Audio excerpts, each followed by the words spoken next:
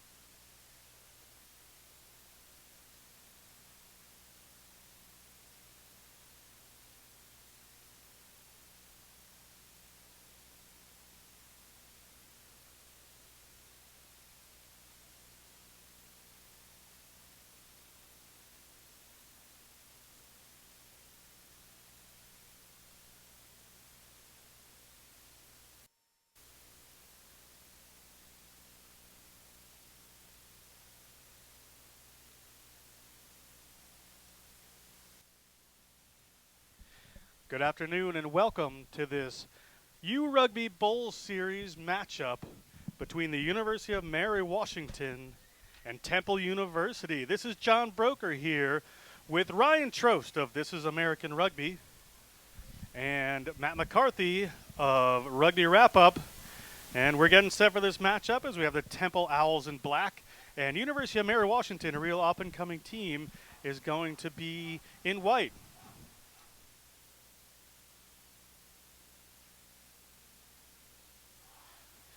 So Ryan, what do we know about these teams? What do we this exciting matchup? Well, both of these teams are coming in pretty pumped up. They've had decent seasons. They're happy with their records. They wanted it to be a little bit better, but overall they're happy with where they ended up. And it's going to be a competitive game. I think Mary Washington may have a little bit of an advantage, as we talked about last night. But Temple's going to come in and try to do what they can do. All right, Temple is set to kick off here. We apologize with Temple. We got their roster really late, so if we, mess up a few names, we'll get that going. But Ryan here, and we're set to go.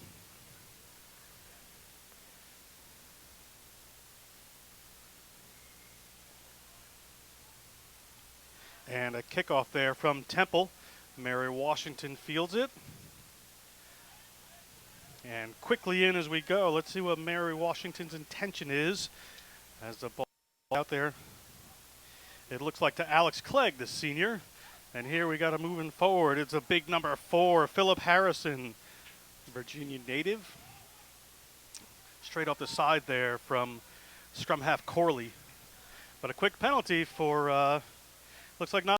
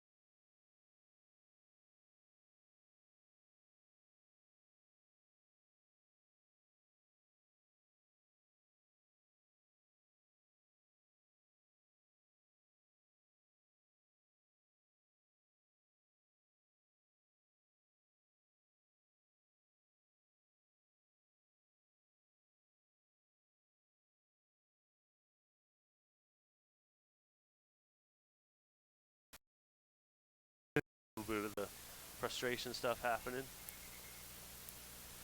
The extra wing over here pulling his man out of bounds. And we're back. And here with Temple once again driving forward, and there's Ramos. Moves the ball to Beck.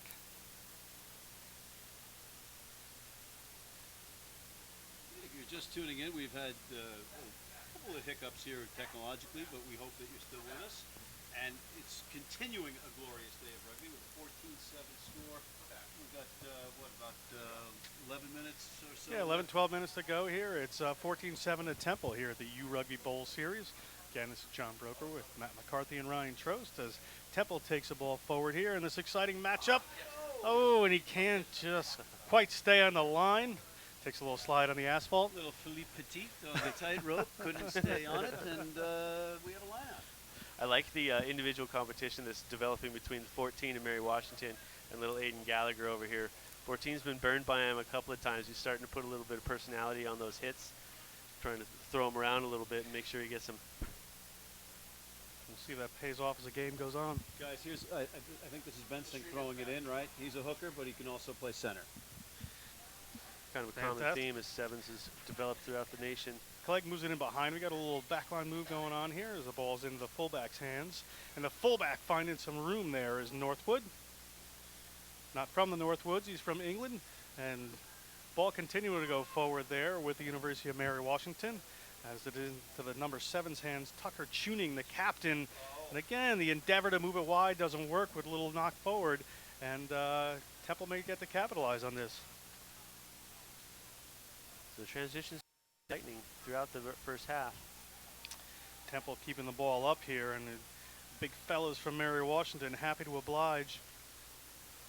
As the ball comes popping out for Ramos, and we have a diving over penalty against Mary Washington. Temple again, themselves in a good attacking position.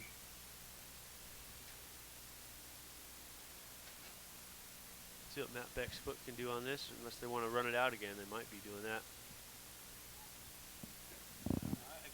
If I'm Lenny Ramos, I kick this one out. Or into touch, as you say. Yeah, Maybe. I agree. You want the field position.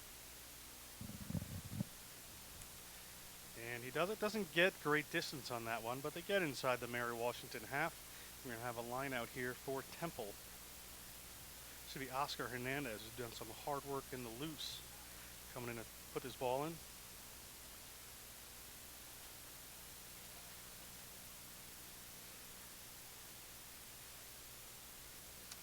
Looks like they're pretty well organized for their set piece play here. You see a lot of the guys agreeing with the calls. Temple goes to the middle of the line out successfully. The ball is in a Beck's hands. He's got runners in a couple of distances, but a little delayed pass there beautifully. Looks like the outside center, Archie. Great And the support ball play. It is try awarded to Temple there. Just fantastic work. Was that Archie? Was that the number 13? We couldn't see with that jersey colors again there. That was great work both on the inside. I think you might be right. I think it might be the kid searching for a last name, James Archie. I thought that was a great play. Great inside ball to the inside man off of the fly half, and then great support play. Try for Temple.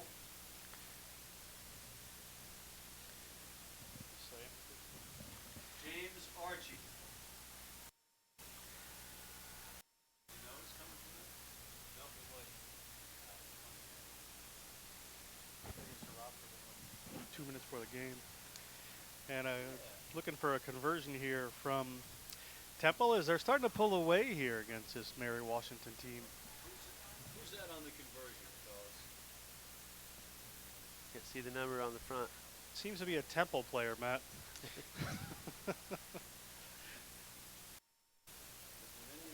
Difference maker, attempting the kick. Oh, that was Matt Beck, the fly half. And Mary Washington up against it here with just about 7 minutes to go. No good. 19-7, the Temple Owls over Mary Washington here at the URugby Bowl Series. And Clegg, the Finnish international, We think we're going to see the some student urgency. body president, like a young Matt McCarthy. Got to see Until some I was urgency. impeached. Sorry, Ryan, what was that? I say, got to see some urgency at this point now with Mary Washington, right? They've come in with the plan, and it's not working yet. They might want to just loosen it up and get the ball moving. Yeah, I get the sense there's a lot of players that have been playing together for a while at Temple here, and sort of a new program at Mary Washington getting it together. They got some promising players there as Ramos moves it back out to Beck. Beck goes wide, just a little bounce pass in there. Gallagher gets away from one and gets the ball popped out of his hand. One thing about Gallagher out there on the wing, he's had to field one ground ball after the next. They've got to get some passes to the kid. He's making all those pickups, but he's under the gun as a result. He's not getting his clean bursts, and the defender was able to poke the ball away. But clean pass, he might be springing the corner. Yeah, we've seen him make great steps, even picking the ball up off the dirt. So with that extra space, we hopefully see some even better stuff. We go Mary Washington scrum. It's going to be you and Corley. I'm not even out there. How's it me and Corley?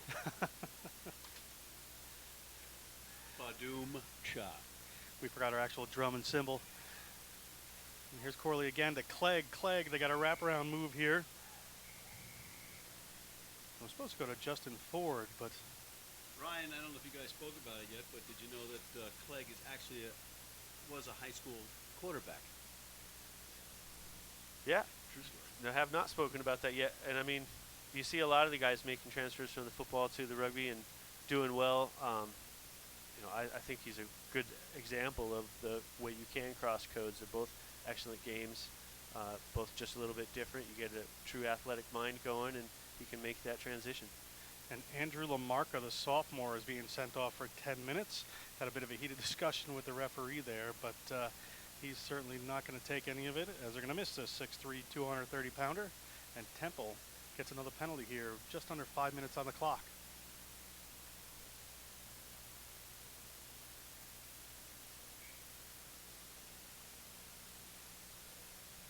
Temple not making ground on these. Yeah, not great kicks for the touch, but holding on to that possession. Yeah, it's a lonely feeling, and you're alone on the pitch after you don't kick the ball more than 10 meters on a free kick when you're back, especially as a scrum half, and be so close to the guys that are playing in the scrum, and they're just looking at you and shaking their heads. Thanks for relieving the pressure. Oscar Hernandez tries to get up, and topped away there by Mary Washington, but comes back up into the hands of Jeremy Engel. More sharp hands, sharp play with that loose ball bouncing around. Who's coming up with the Temple? Good hands all day. And Temple looking to capitalize, being a man up for the next 10 minutes. But a huge hit there by one of the Mary Washington boys. And away we go here. Temple once again. Tricky feet, little kick forward. Clegg coming across for it. Bad bounce on this turf, and Mary Washington has it in hand. We'll see what happens here as not releasing with that oncoming Temple defense. And Temple goes quick. It was a head by Temple. And now Temple looks to go wide here. Beck tries to pass it across, goes to pretty much no one. And Mary Washington has some space but unable to capitalize, but not sure if they still have the advantage inside their own zone there as they try to push forward. And I think we're going to go back to that advantage. We're going to have here for Mary Washington. A reminder, they're missing their number 8 for the next few minutes. Yeah, that was a chance there. They did have the overload on the wing. That guy could have got that offload off. They probably could have gotten a lot better ground. I think Gallagher could probably chase the other wing down, but would have been a good race. It'll be interesting to watch Gallagher. He's had a busy first half, but again, if he gets some clear passes, some crisp passes, he might be able to break those. Oh yeah. I think I've been most impressed by him and so far this hooker for Temple with all of the sprightly runs that he's been pulling out of the back of the pack. Early hit there from Temple. We have a penalty for Mary Washington. You know, just from vantage point, Ryan, it's interesting what you saying that George Washington felt that they were the smaller team in a way, right? And I'm looking at some of these backs from Temple, and they look like they are built low to the ground. Yeah, I agree, and I think Mary Washington should be surprised at the the fact that they've, for the first time, got a size advantage when they're used to not having it, and yet they're still getting beat pretty soundly so far in the first half. Clegg doesn't get too much distance, but it was a tough kick from the middle of the field there. I wonder if they're a little bit guilty, Matt, of changing their game plan when they see, oh my gosh, we're finally bigger than somebody, let's ram it, and they've gotten away from maybe what they do best. Yeah, again, you know, we saw that earlier in the matchup with Iona and AIC, where you had a guy like Matt Jones at number 8, and they kind of got away from him running it up the middle, using his side. And ironically, he well, not ironically, but later on, he scored the game changer right up the gut under the posts. This is what these guys ought to do from Mary Washington. Yeah.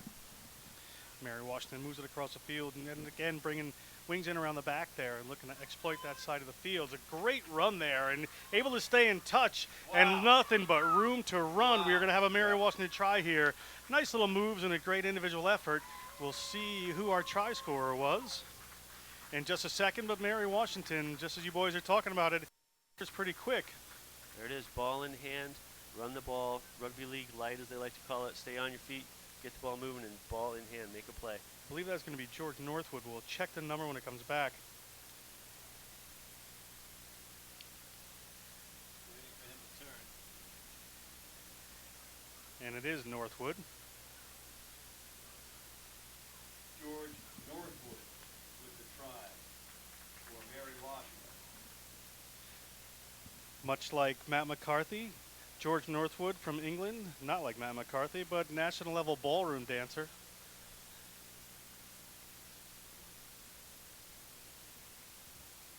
It was good, nice conversion. 14. And conversion good. It's 14 to 19. The University of Mary Washington trails here in this URugby Bowl series. That's a big score right before the half. I mean, we're out on the scoreboard. We're basically out of time. We're on the ref's dime right now, and that could prove to be a huge moment in this match. Yeah, momentum changers like that. You want them at halftime, and of course at the end of the game. You hear people talk about it all the time. You want to finish your half very strong. You want to start well, but you want to finish strong. Temple goes long into Iskowitz's hands, and he makes a barreling run, showing that surprising speed.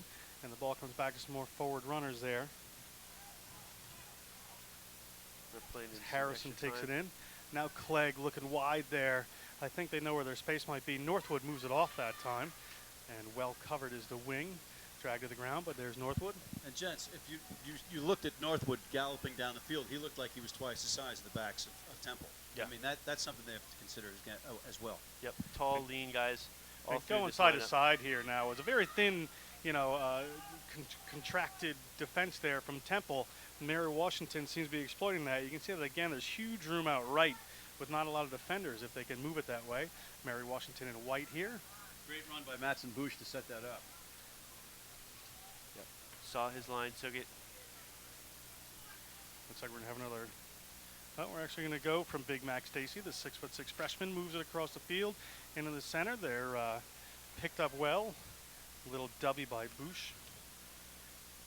Still with the ball. Brought down finally. And Corley there in the back, but kind of sealing it off and coming over are those Mary Washington players. And Temple wants to go quick here with no time on the clock. That scrum half has some steps on him, doesn't he? Ramos taking up the gut there. These boys not afraid. And a little errant pass there comes up Mary Washington's way with an advantage to Mary Washington. Room both ways. If they come out to the left here, they got plenty of room. We'll see if they can get it out there. And there is Bensink. Bensink to Clegg. Clegg, the Finnish international, brings it in. I just like saying that, by the way. Temple there. And the ball is out to the freshman again, Dacey. Now a little wide room. We'll see where they want to go with it. Good rush defense there by an outside runner from Temple to shut that down. Terrence McPhillips tried to pull that one back in a little fake, but no go on the part of the Temple defense. And the ball is back in Iskowitz's hands to barrel the ball in. Yep. Good communication going on for Temple's defense right here. And a penalty there against Temple.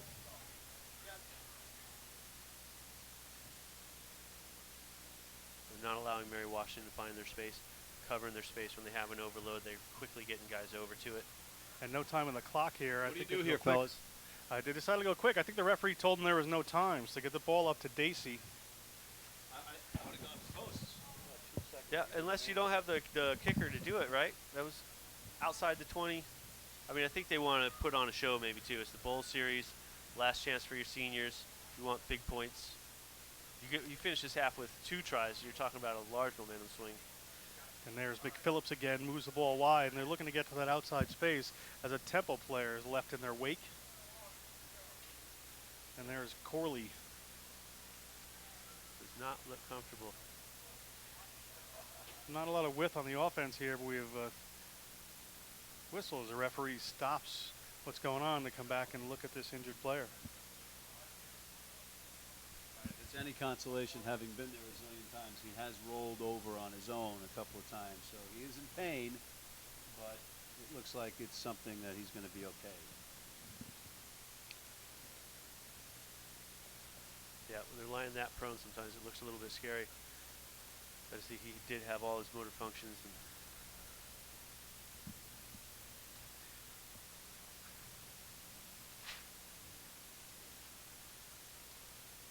looks like the referee's setting up for there to be one last play after they clear the injured player. Yeah, it looks like they're dealing with his arm or his shoulder. He's getting back up to his feet. Can't quite make out that dark number. And I believe, is he calling half there? Yeah, looks that way, yeah. Halftime here at the URugby Bowl Series as the Temple Owls lead the University of Mary Washington 19-14. And get ready for a halftime. We're going to see Greenwich High School take on a combination of KEIO Academy and Firemen's Association of the State of New York in a sevens match.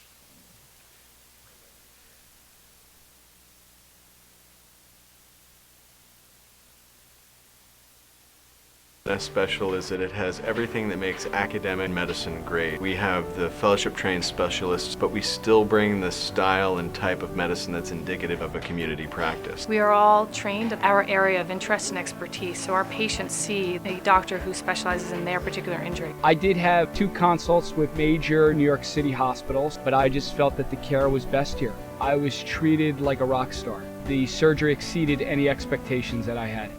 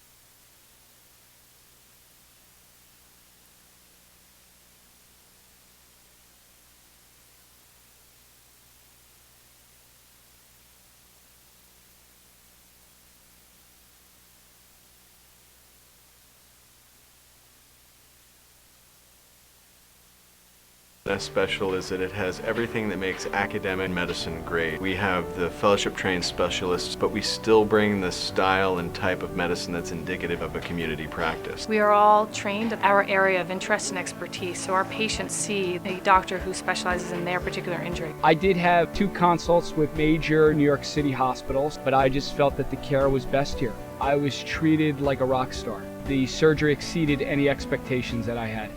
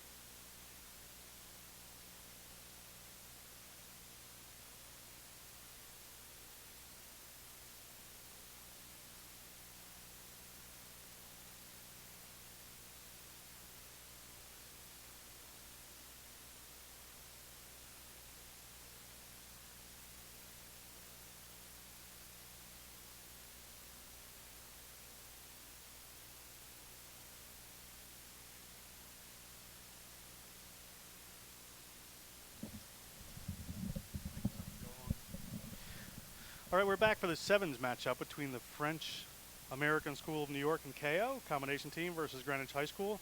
Greenwich set to kick off. Greenwich puts a ball up there, and KEIO comes down with it. Immediate big hit there. Big number 3. Yeah. Greenwich said that they gave us the player's Little name. misplay on the handle. Well, the guys are coming out pretty energetic. A little bit of mishandles on the ball. Some good stick so far. And referee Pierce Mara there, local favorite, spots a knock on. We're going to have a scrum here to Greenwich.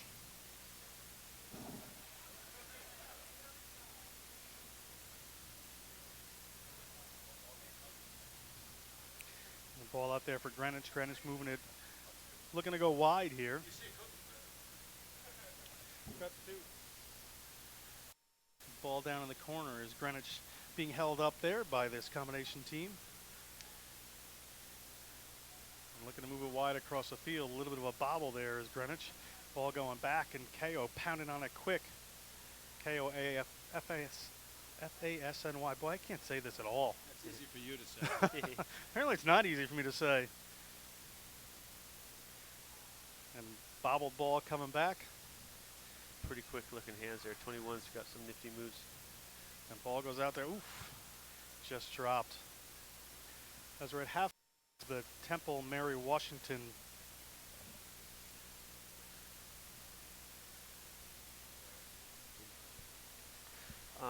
we're seeing Greenwich versus a combination KEIO French American School team. This Greenwich team has been on the up and come for a couple of years now, right? Starting to challenge Xavier somewhat more on the regular. In Greenwich, you know, the town has just an amazing rugby program going on. Kids are starting to play at 5 and 6. Kids are playing contact at 9 and 10 and going on. Their state championship winning team last year had any number of players who, before they got to high school, went on international tours. So they got some, real talent there. They're grooming them right through this old Greenwich program, right up into the high school. It's just a fantastic opportunity, and the town's really, really taking it and run with it. Who's the gentleman who's running that program? Is it the top up or bottom up program of the middle school, the high school? Thanks for giving me a question I can't answer. But Greenwich High School, coached by Joe Kelly, Broadway Joe Kelly. Yeah, but nuclear Joe Kelly. But the Old Greenwich youth rugby is being run by somebody else. As Greenwich makes a nice breakaway, it looks like we're going to have our first try of the game here. Number 14. Number 14, and we can randomly guess at his name because there's no sheet that we can give him his numbers. And I can tell you that it is not Joe Kelly that scored that try. I was watching 14 and 21. Both look like they've got quite shifty moves going. It looked like he was going to break out a little bit earlier. Got it done on this one. And Zaire House, we've just been informed, scored that. Got a lovely bit of information here about this team. Hang with us for a second, Patrick. Can you tell us can you give us the names that go with these numbers? Oh, you the man. He's going to be an announcer. Are you going to be in the game? Patrick, I want to. What's your last name, Patrick? I'm Robin Carter. Oh, I'm sorry. Oh, what's your name, Robin? Carter. Carter?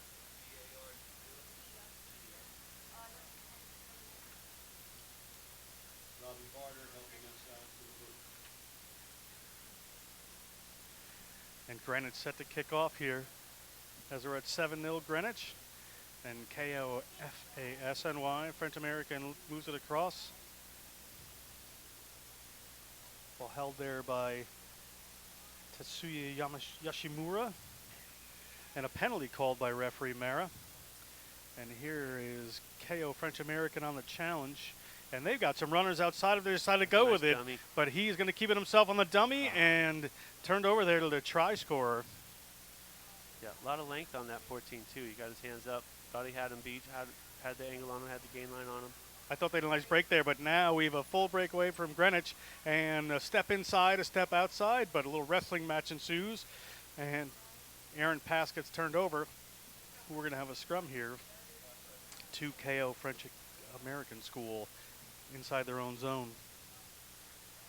So French American school, right? I think it'd be interesting to see if they get some technical plays going, right? They're playing very methodical, through the hands type of thing. But it looks like really the story of them getting beat right now is just athleticism. Also, you've got that mixed squad on the other side there, and you've got Greenwich, you've got some continuity. They play together, obviously. Yep. So put that in your pipe and smoke. And You're giving me a sure lot of what we things to have put in that here. pipe. It's going to be a very organic there. Free kick for KEIO, and they spot no sweeper in behind, so they go for the long one. The try scorer there scoops it up, and he's got a couple of runners on him, but a nice step around the outside, and he's got the gas. Yeah. And House is going to go in for a second try here. Got that length, those legs, those arms, man. That kid can Just get that thing moving. He's going. glides his way around and With another try for Greenwich. scores a try there. And that was Zaire House, the senior at Greenwich High School in finance, not surprisingly from Greenwich. I don't know if they had majors in high school. He's cashing checks right now with those tries.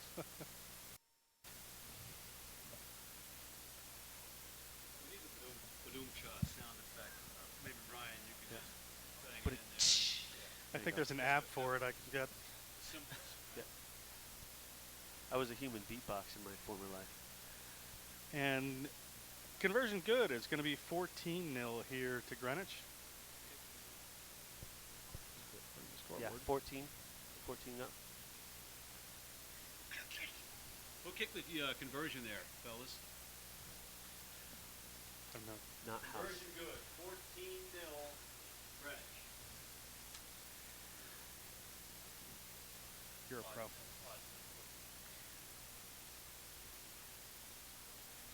So what do you think? A little bit of hanging heads happening right now with the KO team. See if they can They turn it made some around. good inroads. I don't think there's anything to worry about, but that was a bit of a blustery knock-on. That's not going to help your morale when the ball bounces off the center of the guy's chest.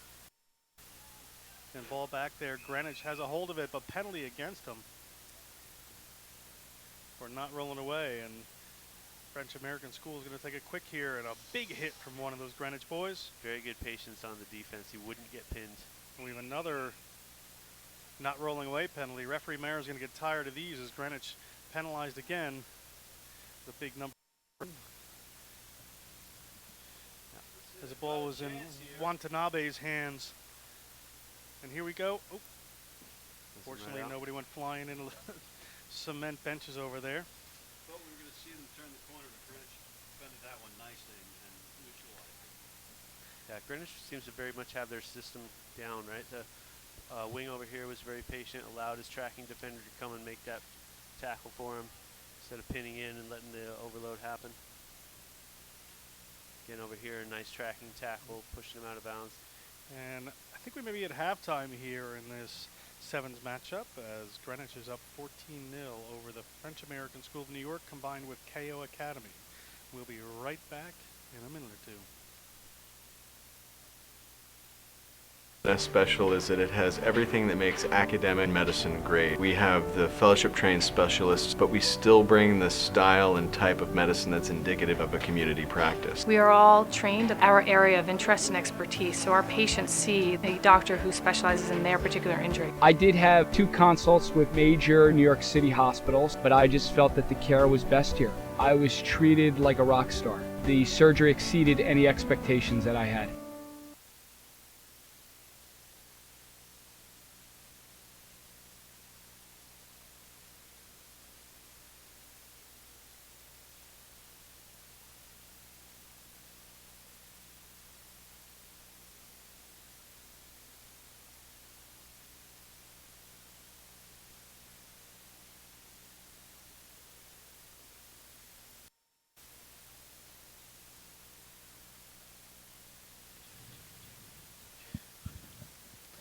Before we come to the second half, we'd like to thank some of our sponsors.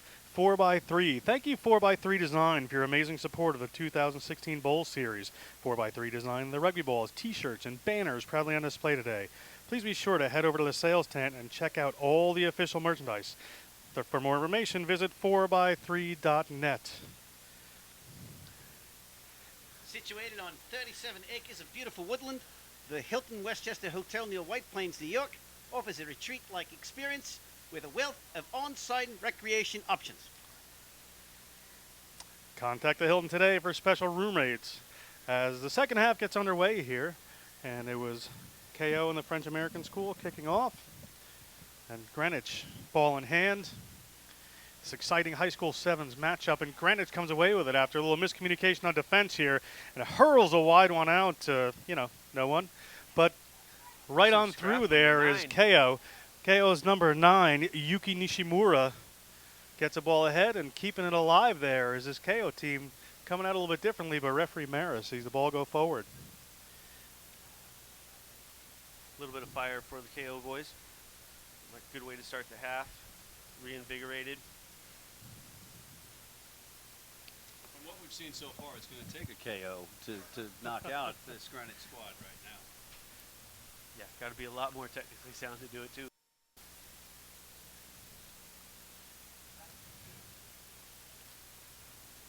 Taken by Greenwich. Greenwich was a wide there. Can't quite get it to the wing as Solid Patrick defense. McTiernan has to take it in, and now they might find a little room, a couple of steps there. Looking for a nice little offload, and the big fella out on the wing there goes for a run. Hauled down in midfield by one of the KO French-American players.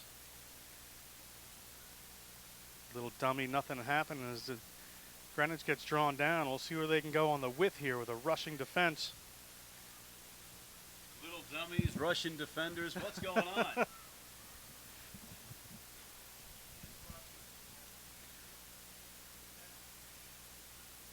And here is the big unit again, number 2, making some ground in there. Derek Brown, 6'5", 280.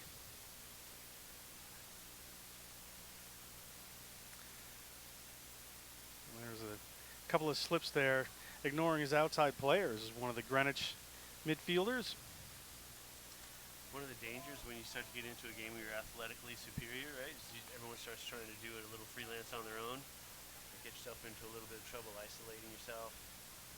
And that's Cyril Duadi KO. from the French-American Oh, school. that's gonna be- Hauled down by the high neck. tackle. Ooh. And a dump tackle. That's I think you might have a red and a yellow. You could have multiple penalties. on there's a this. player down and Oh boy. not moving here for this KO French-American team after a really, really heavy hit there.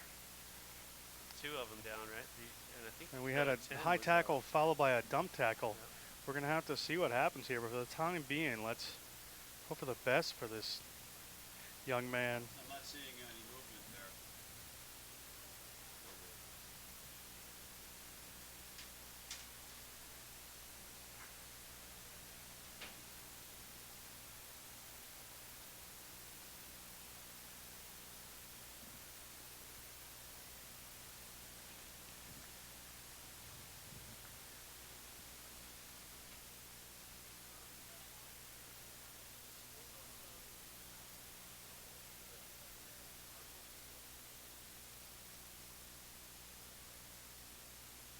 As special is that it has everything that makes academic medicine great. We have the fellowship trained specialists, but we still bring the style and type of medicine that's indicative of a community practice. We are all trained in our area of interest and expertise, so our patients see a doctor who specializes in their particular injury. I did have 2 consults with major New York City hospitals, but I just felt that the care was best here. I was treated like a rock star. The surgery exceeded any expectations that I had.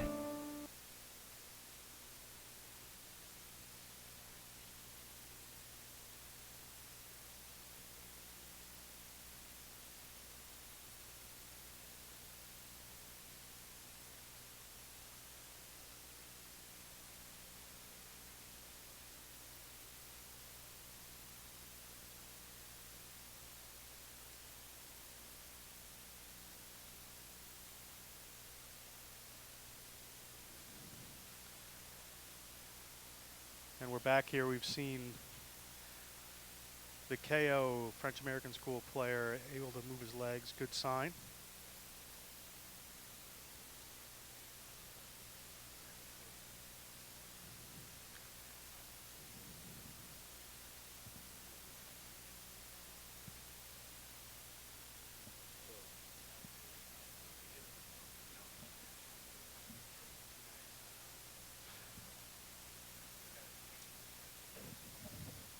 You want to throw it?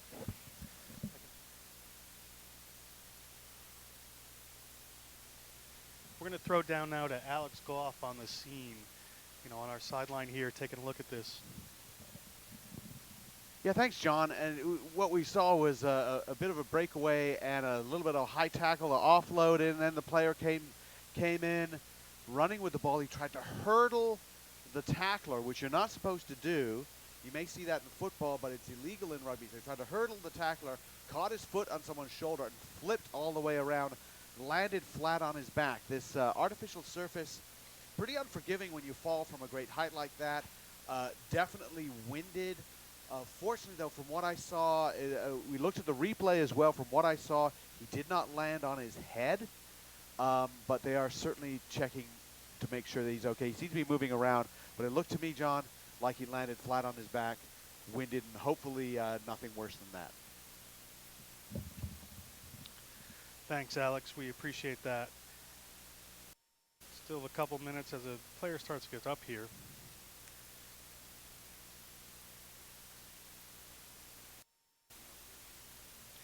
Can't see the number from here. Referee Mara seems to be okay.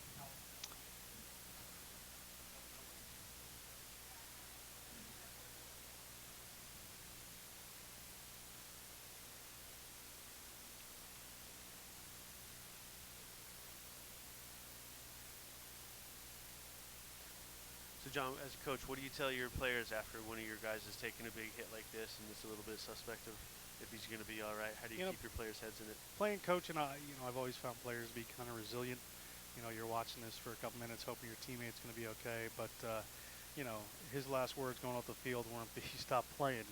His words are going to be go play well, let's win this game. Let's do this proud. So I think players are more resilient sometimes than you think. Hope to see a little bit more fire coming off KEIO with that. Yep. And on the other side, with retrospect, you don't want to take your foot off the gas or anything just because it might have hurt a kid. And he's up, and crowd is clapping him off, and we're going to come back to our game. Greenwich High School leads 14-0 here in a halftime special for the high school sevens.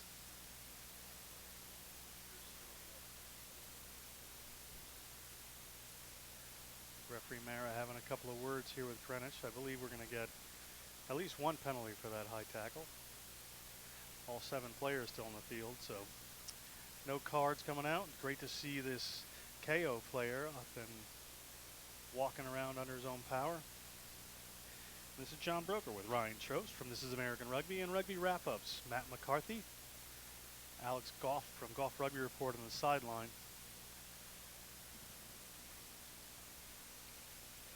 As KEIO has the penalty. And Yuki Nishimura set to take it. As they go off to the right. Hector Bellotti is the guy who's coming on as a substitute for the injured player. And an arm up there, but we have a number of runners out here if they choose to go that way, as Yoshimura takes the ball in, but referee Mara brings them back to the center of the field for a penalty against Greenwich. Greenwich losing their cool a bit here, pushing some people around on the touchline there. Yeah, they definitely seem to be play with attitude, right? That last play, with the big tackles and all that, they were still coming up looking angry, even though they had the better of that altercation. As a number 5 was actually Casimir Vinciguerra, and another penalty against Greenwich here. Referee Mara is going to have no choice but to go to his pocket soon. As KEIO looks to move it again through Vinny McGuire. And down in the corner is a try for KEIO. Can't exactly get a number yet. Is in a hard corner for us. That was the number 7, Kotaro Iwata. Number 7, Kotara Iwata, the captain for KEIO. Scores their first try, and it's 14-5. Greenwich with a very difficult kick to come.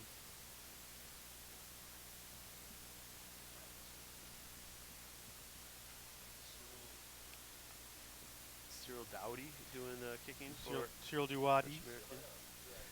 Cyril Duwadi can't kick the conversion. Conversion is no good. 14-5 in favor of Greenwich. 14-5. I would have suspect that to get back to the Mary Washington Temple game here, this is going to be ending soon.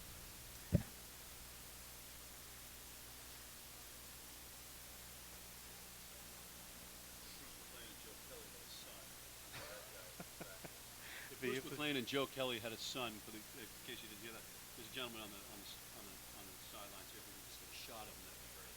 He would be the coach of KEIO French American School here, Dan Pazio. Sorry. Sounds like a South African. He may. Tryst may have taken place in South Africa. And Greenwich here getting up to the midfield. Nice little spin move there. Nice little out the backhand pass there. That's some great ball movement Sliding by through Greenwich. there. And off to the races. Big number 7. Who is Don't not have on our that list. So the number 7 Both for Greenwich fired. puts it in here. I have a 17. Just no 7. As Greenwich scores another try here to really pull ahead with not too much time left. Score Greenwich.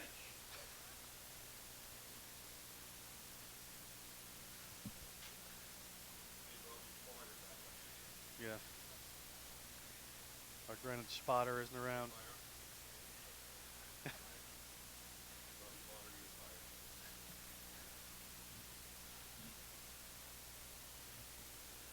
We have time for another kickoff here.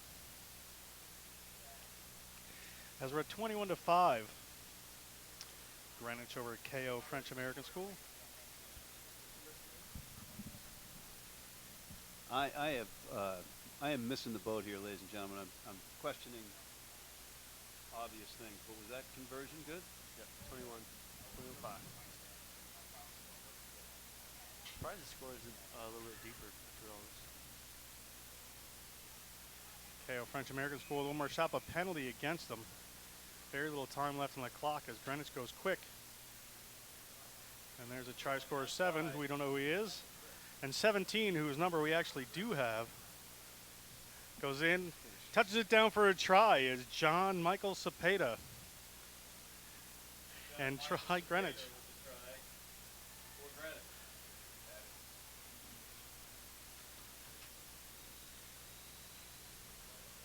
And pulling ahead here with no time left. 26-5, Greenwich over KEIO.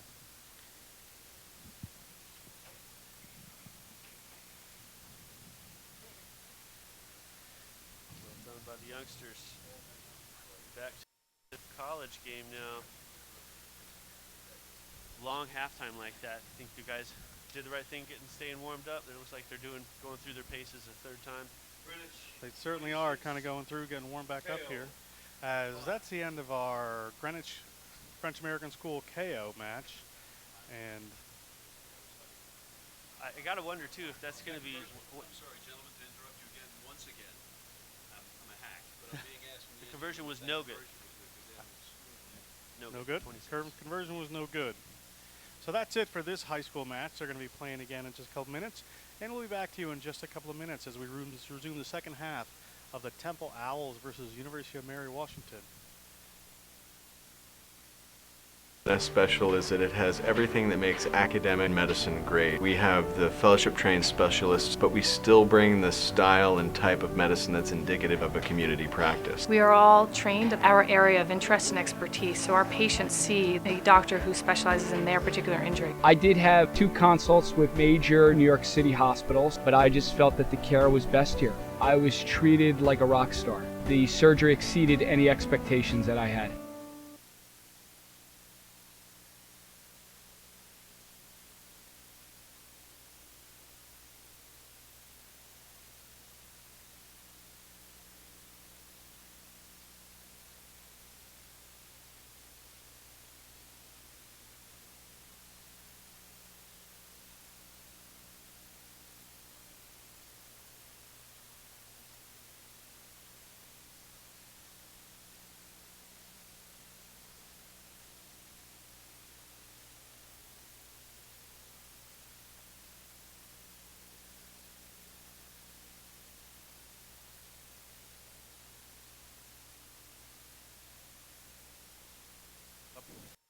All right, and we're back for the URugby Bowl Series, second half between University of Mary Washington and the Temple Owls. This is John Broker with Matt McCarthy from Rugby Wrap-Up and Ryan Trost from This is American Rugby as Temple leads 19-14. So we had a really long halftime break, right? Mary Washington was really building momentum there at the end of that first half. With an extra long halftime like that, do you think that steals a little bit of their momentum? Is there going to be some complaints there? I don't know if it takes momentum from either team because they both have to get it going as Clegg gets our game underway. Matt McCarthy's favorite Finnish international. And Temple takes a ball into an early bit of contact here, and over the top they go. See what kind of adjustment they made at halftime is swallowed up by Terrence McPhillips as the midfield of Temple. And out to the wing again. These Temple players, really, really good ball skills, really good footwork, and making ground out there is, probably Gallagher again. Yeah, it's the footwork that I'm most impressed with these guys so far. Good handling off the ground as well when the balls are skipping around.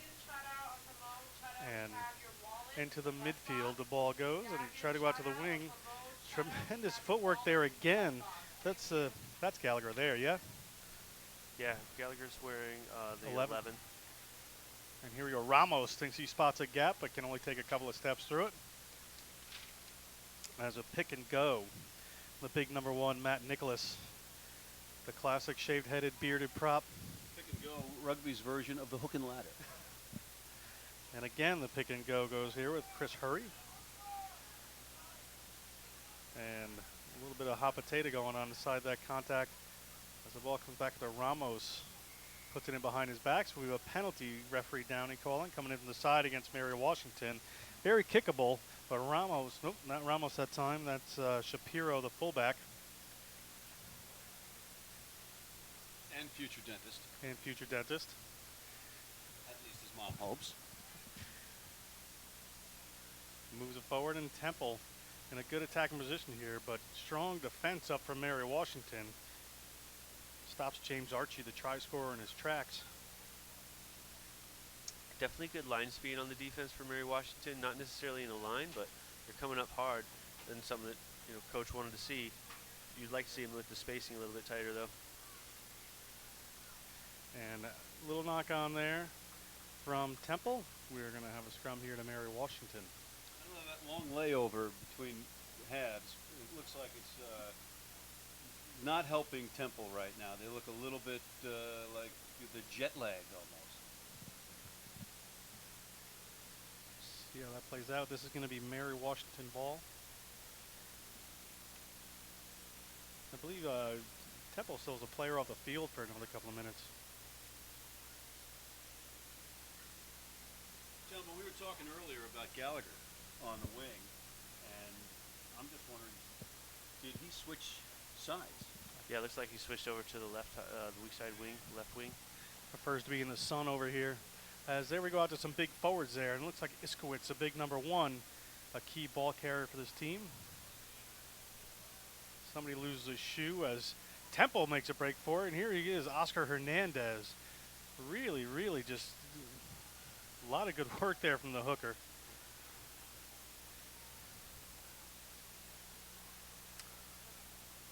And Temple again, all the field to work with. Put the ball into Jeff Mills' hands. Bobbled ball, but Temple retains possession here. Iskowitz is in the way. He's got to watch out as the ball comes over.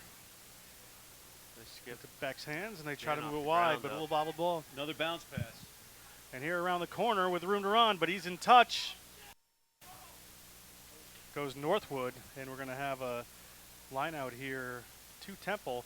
This field is just, I think a lot of these teams aren't used to playing on something where you hit the touch line and 2 feet away, cement for you. Yeah, there's a little bit of dangerous stuff with the flipping on your backside as you hit the warning track. Hey guys, it ain't tennis, okay? And that's number one. And thirdly, if you ever played at Randall's Island before the field turf years, this is a dream. This is a dream come true compared to Randall's Island, where your pitches went uphill and to the left. The concrete pitches with the drains in the middle. Yeah. The glass and the goose poop. We only found 1 dead body floating down there. Night time. A week. Ball back to Clegg. Clegg inside his own 22. They're going to run for it. Tries to put a short pass in, but pops right up into the hands of Matt Beck, the fly half. Moves it out wide there. 14, the great footwork on Deasy, however I'm supposed to pronounce it off this Tell you, Temple's roster. really And good at cleaning Temple up the again. mess off the ground. Just puts Over it and in. Try over awarded. again.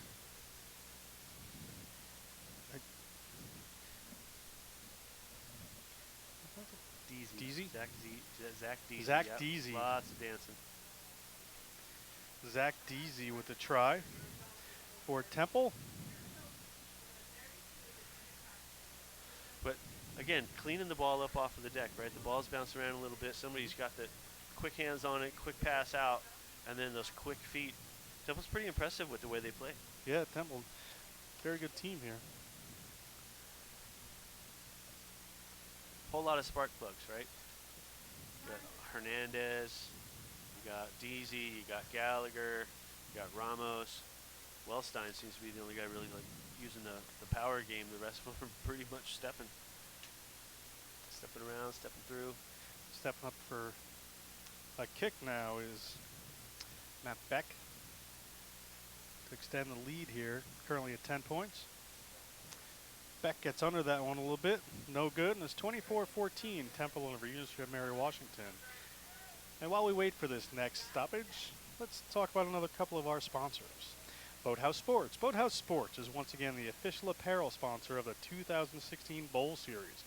Boathouse Sports printed all the custom-designed goalpost pad covers, banners, and MVP performance jerseys used today. Headquartered in Philadelphia, all Boathouse products are American-made. Visit boathouse.com for more information. Jonathan Wicklow Barbary will be back with another ad announcement soon. He's hard to find, that Kiwi. But Temple takes a kickoff. Mary Washington, we're going to push him towards the touchline. No such thing happening. Inside speculative pass there from Temple. Yeah, Temple's passing has been not to say the least. And here comes Hernandez my again. favorite, Hernandez. This kid, I like Not him just a because lot I was a too. hooker, but you know that kid is putting in a lot of work right now. Impressive. Yeah. Very fast and strong. You know, he comes in fast, but he looks small. You think he's going to take a hit and go down, and he does not. And really, you know, his opposite front row, I mean, he's about the size of one of Ryan Iskowitz's leg. And able to really keep those legs moving and just power through. That low center of gravity we see on so many of these Temple players might have something to do with the way they're the first to the deck when the ball's bouncing around every time. Yeah, they're playing with some speed.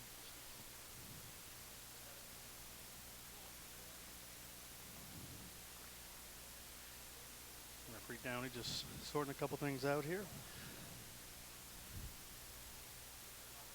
Pretty stylistic difference. I like the scrappy team Temple. They really seem to be throwing monkey wrenches at the Mary Washington plan. They just can't get their rhythm going.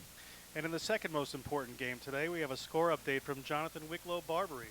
That's right, the All Blacks are on top of Ireland, 14-9 right now at Aviva Park at Stadium in Ireland.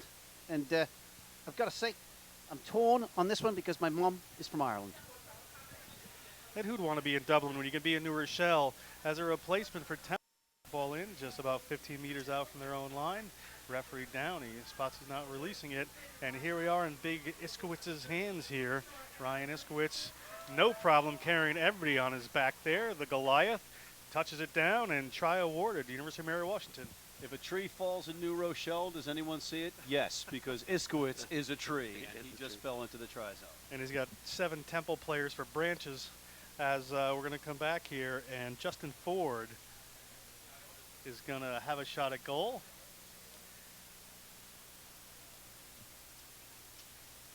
And that brings it to 24-19 with a kick to come.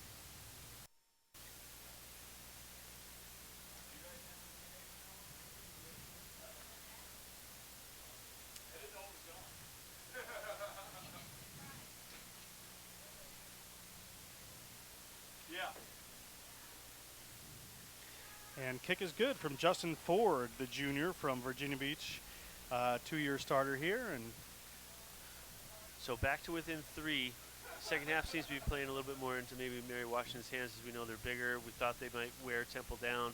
They're still within that three-point range. Kind of scoreboard plays into their hands. Temple, you know, valiant for sure, but do they outlast? How do they respond here? It'll be fun to watch. As we wait for this kick, a shout out to another one of our sponsors. Hanging out after the game, head over to Beachmont Tavern.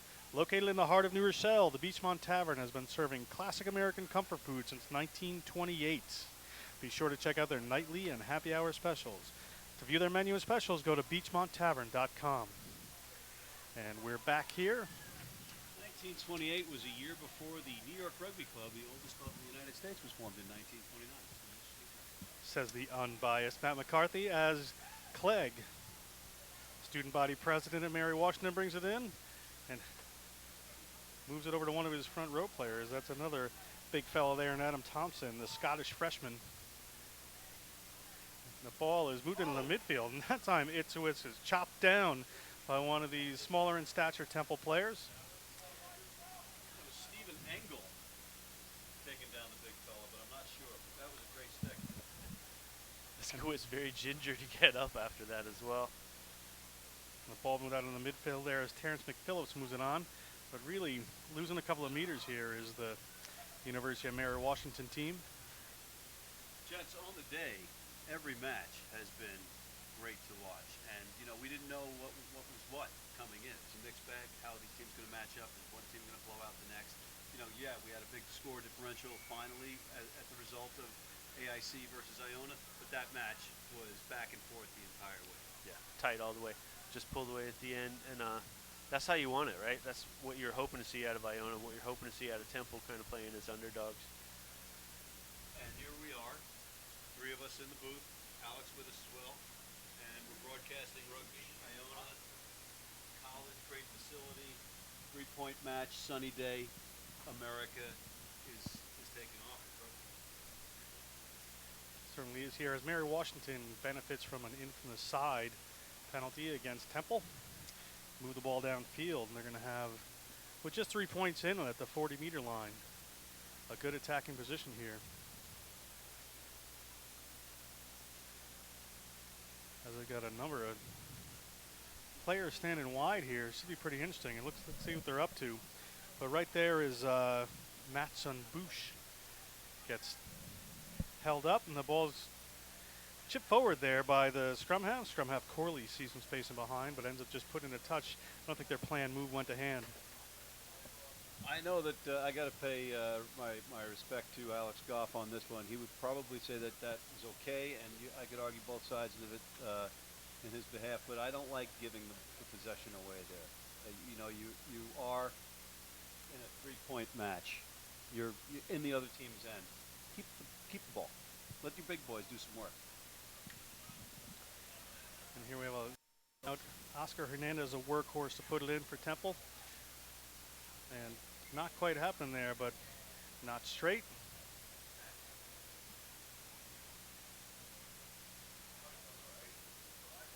A little bit of frustration setting in here with Mary Washington, the referee a little bit. It's number 7, Tucker Tuning, reminding his boys to calm down, focus on what they have to do. Tucker Tuning, the captain, blessed with an absolutely great name for rugby. So they turn the ball. Now they have the scrum on their favor. On the opposite team's defensive end. The ball's at Lamarca's feet as they're driving forward. Lamarca, the number 8 sophomore. Ball moved out a little bit of not pass, not going to hand there. Good defense. Northwood gets a ball he probably doesn't want, but we have a penalty for unbinding at the scrum there by Temple. And Mary Washington decides to slow it down as we took a heavy hit. Looks like Northwood is down and is going to be receiving some attention. That was James Archie from Temple with the big shot, cutting him in half there at the hip. And just a big hit there. See how that works out. And while we're waiting here, we'll just talk about a couple more of our sponsors. URugby is proud of our association with the New Rochelle Physical Therapy. New Rochelle PT understands that people move a certain way after serious injury. They created the only LE rehab machine that works with patients' muscular system and nervous system, allowing recovery at a much faster rate. For information, visit newrochellept.com. Orthopedic and neurosurgery specialists. Located in Greenwich and Stamford, Orthopedic Surgery Specialists is the most comprehensive practice in Connecticut. Their specialized physicians and are leaders in their fields, experienced in the most advanced and surgical procedures. Check out their website at onsmd.com. Quinn for the Win. Quinn for the Win is a proud sponsor of the 2016 Bowl Series. In their fight against ALS, Quinn for the Win collaborates with individuals and organizations to get behind the best and brightest in ALS research and defeat this disease. Let's fight together. For more information or to make a donation, visit q4tw.com. That's special is that it has everything that makes academic medicine great. We have the fellowship-trained specialists, but we still bring the style and type of medicine that's indicative of a community practice. We are all trained in our area of interest and expertise, so our patients see a doctor who specializes in their particular injury. I did have 2 consults with major New York City hospitals, but I just felt that the care was best here. I was treated like a rock star. The surgery exceeded any expectations that I had. And we're back here as Northwood seems to be up, recovering from that hit. He will be replaced for the remainder of this game. He was, a phenomenal part of this team so far. Northwood's really made a big difference. Good break down the side. Really, Logan Ray looks like the man who's coming in to replace him at number 23. He's a freshman. From the Nova Rugby Club. Northwood is that he is actually from Johnny Wilkinson's hometown. Sir Johnny.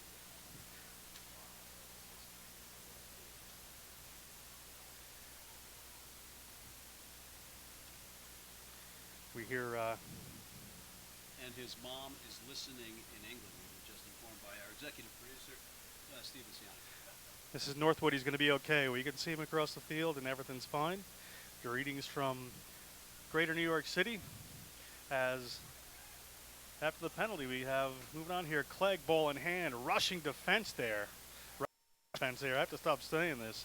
And Terrence McPhillips dragged down as the ball goes wide there to Boosh. Boosh is away, and a lead change again we have here as Matson Boosh, a 6'2", 200-pound junior, touches down. Old Dominion transfer, scores a try, and University of Mary Washington pulls ahead. Ryan, what do you think? Yeah, I think this is what we were thinking was going to happen as we were looking at the size difference, right? They seem to be outlasting Temple. Temple's had a lot of fight in them, but you see them holding their heads with the, hands above heads, hands on hips. And Mary Washington seems to be, that methodical machine seems to be working now in their favor. And Mary Washington, working towards a varsity program, big part of the campus. They have a field in the middle of campus, great stuff going on. So I'd assume, doing a lot of strength and conditioning, a lot of hard work there. This may pay off as this half wears on. Absolutely. I was actually talking to John, their director of rugby before the game, and he was very happy with the way their first year as a varsity program has gone and what those resources meant as far as scholarships for guys, as far as facilities for guys, as far as medical care for guys. And it has made a difference, and he was very keen on talking about that already. That was Tim Brown from Mary Washington, the director of rugby. We just found out it's Janice Northwood. Hello, Janice. How are you? And everything's still going to be fine. Everybody here very concerned. A little ball moved on there from Iskowitz. And a knock-on ball is going to be here for Temple.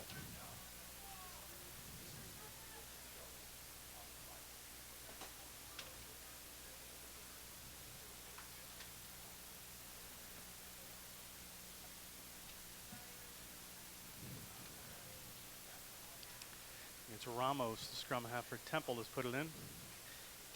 Temple has been able to really make the difference when they need to here. They got some great breakaway runners.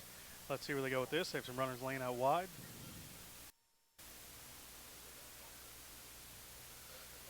But pressure there from Mary Washington. They turned it over against the head. And the big number 8 Marca comes up with it. And now to Clegg. Clegg to Terrence McPhillips. Terrence McPhillips finds his way through the midfield, barrels down as Greg Patempa, our producer, throws a chair at me, and the ball comes up for the big number 3, Adam Thompson, but he can't hang on to it. An offside penalty against Temple there, and we're going to have a shot for Mary Washington to move downfield. I think that chair was meant for Ryan, to be honest. Probably. Yeah. He was looking at me funny all day. Trying to liven Ryan up a little bit here. And Clegg lines up his kick, gets decent distance on it. They're inside the Temple 40-meter line. Now here we are just, almost halfway through this second half. Mary Washington with a 2-point lead. Attacking position here, Ryan. What are you looking at them to do? Are they going to start playing a little safe, start to put to the corners? Or do you think they're going to No, I think we've seen their bread and butter kind of come through. I think that they've decided who they are, that their fitness is where it matters. Yep. Jose Baringal Araujo has also come in to the game for our friends from Mary Washington. Folks, off camera, we challenged each other to say that name, and Ryan just nailed it. Maybe. From Colorado, I know a lot of Spanish kids.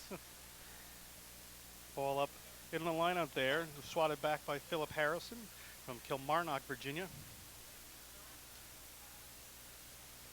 Another pick and go here is the big fella Dacey.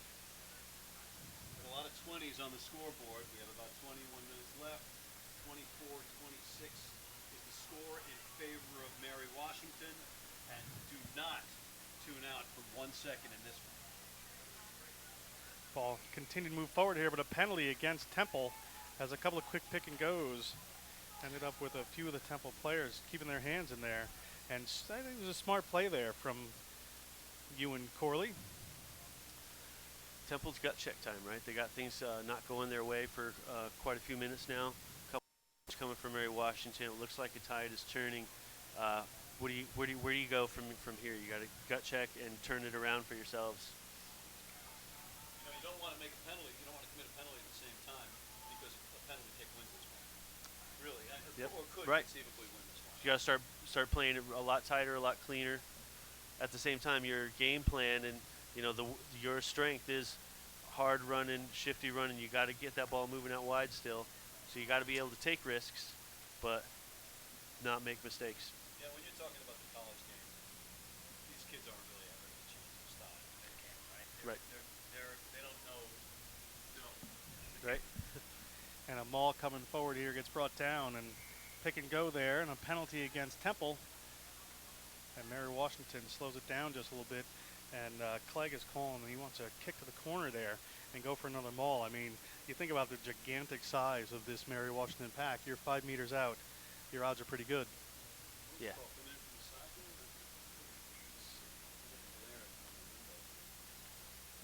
I agree with you, John. This is where the bread and butter has to be for Mary Washington. You keep them on the back foot, just methodically push.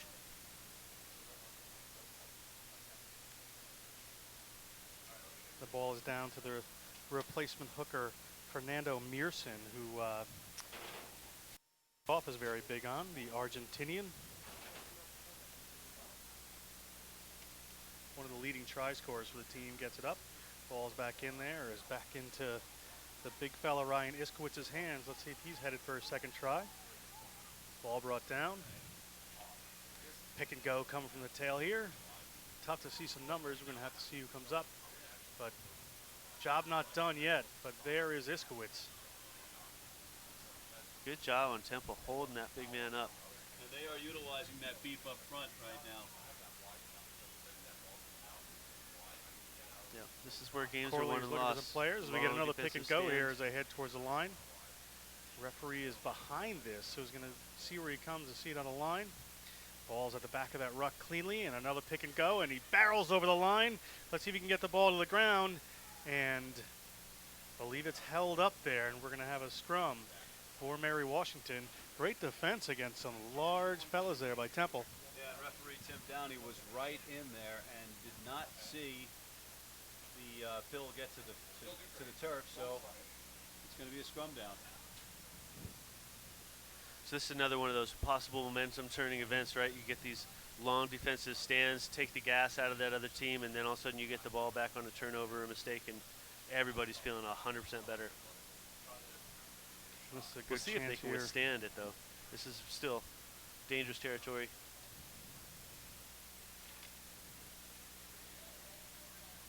We have a player down here for Mary Washington.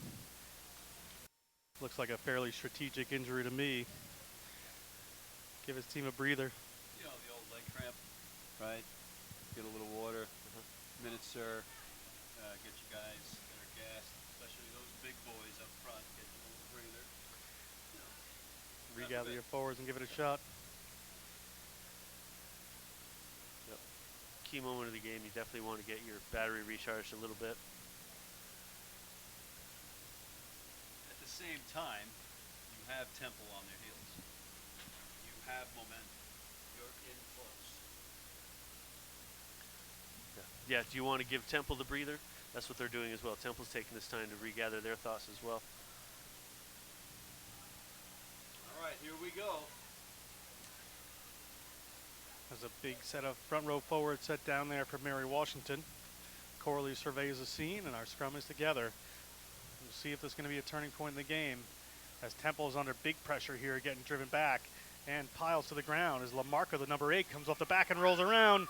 Lamarca with the try, and Andrew Lamarca, one of the conference leaders in tries this year. Spent a summer playing rugby in Ireland. Certainly has paid off as he has touchdown, and Mary Washington starts to pull ahead again with about 18, 19 minutes to go. Yeah, it's all Mary Washington right now. That's methodical stuff is what they did. You know, the bread and butter now is starting to pay off. All 6'3" of the sophomore Lamarca put that one in, and he spent, if I'm not mistaken, a summer in Ireland playing rugby. This kid, despite the fact that he's a sophomore, has size and experience. We know he'd be rooting for today, as Conversion is good. the conversion is good from Justin Ford. And 33-24, Mary Washington is pulling ahead here. I think some of the fitness work they do and some of the deep bench is starting to pay off for this Mary Washington team, as Temple certainly doesn't want to lay down here, but 15 minutes has a score starting to get away from a little bit. As a varsity program, right, it's always refreshing to see what that does, and you have with this team, 4 Scotsmen, a couple of kids who have time in Ireland. You got South Africans coming in next year on this recruiting year. Big Ithaca. Did you see the hair right there taking numbers in? Reminds me of a young John Broker. And takes it away to Corley. But we have a penalty there for offsides against Temple. And that was impressive by the big number 1 there. One of my fast favorites, Iskowitz. And Clegg is going to try to get some field position here. How much time has elapsed since we said that he plays for the Finland national team? I try to stay away from that. I was leaning towards him being the student body president to talk about something else. It's not every day you meet somebody that plays for the Finland national rugby team, right? It certainly is. Clegg's had a good game today, keeping things calm. But, went to Washington Lee High School from Arlington, Virginia. So, finished by heritage. Yeah, I like the adjustment at halftime for Mary Washington. They were doing a lot more backline moves in that first half, and they've really just decided, look, we do have the side. Let's make it happen. And Corley was about to go to Clegg and finds it out back. Clegg comes in at the number 9 position, or the position there, and a big ball up to Lamarca, the try scorer, and he's got a head of steam. And 1, 2, or 3 players on him as he barrels and battles for a couple of more yards. Guys, we'd be remiss if we didn't mention that was Hunter Fleeman throwing the ball in from the sidelines. Another great rugby name. Corley now gets it up to Dacey. Dacey, a little tip pass up there to Harrison. The ball comes out to a running set of forwards there as the big Australian replacement hooker comes in. But gets mowed down, and Clegg finds a little space there. He's looking for some room to run. And not releasing against Clegg, and Temple's going to have a penalty. There's James Archie again with some great tracking defense. You know, he's got a pretty good body on him. That kid's pretty fast, pretty fit. He's made a number of great tackles today. Oh, I got the numbers wrong there, didn't I? They're out of order. Our apologies to the actual replacement hooker, Hunter Fleeman. They have numbers backwards on our roster here.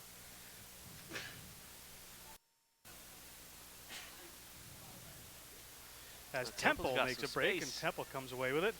Serenity. It to the wing. This is the kid for the football guy. This is his first year playing rugby. That's Serenity Bishop. Serenity making some noise out there on the outside. And another barreling run here from Temple. As the ball moves wide. And here, staying in the midfield. There we go. Big Now's hard the run time. there as a try scorer. 10 points adrift, 10 minutes to go. And that's Stephen Engel, the center, brings that one in. And trying to go around the side there is Oscar Hernandez. Keeps it in. That's nice. Fouled it hands forward, again. unseen by the referee. Did you see that Maybe. stiff arm from Wellstein? Just classic pie face. And here is scrambling to the side there. Chris Hurry finds a little space, and Temple going forward here as Hernandez comes in to secure it. Ramos to Beck. Lost. That's unfortunate. Stephen Engel can't handle it. And It's not Mary how you Washington wanna on the finish attack that. here. You know, Engel might be looking up at some of those large Mary Washington defenders ready to take his head off. Yep. Dropped the ball before he had it. Yeah, that's unfortunate. That was the first noise that Temple seemed to have made this half. Clegg sees some space in behind there, and let's see how the foot race goes. As gets a ball in hand, Andy has an advantage since he was batted down there. That's, you know, close to a penalty try in some people's minds, but we'll see where they go as the ball gets into Terrence McPhillips' breaking hands, tackles. and Terrence McPhillips drives it over, and McPhillips scores the try for University of Mary Washington. Terrence McPhillips, the Virginia Beach, Virginia native, keeps the poll Mary Washington ahead. Yep. Shows why he was a D2 All-American. Staying true to the format, right? To the pattern. He's another gentleman who I think has had a very good game. Many good inside runs, many good defensive plays.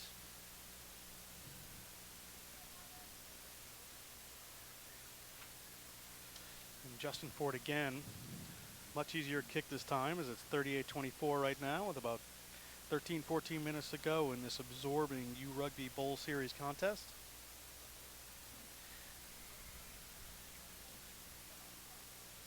Looks like the sticks stay down on that. Ford, no problem.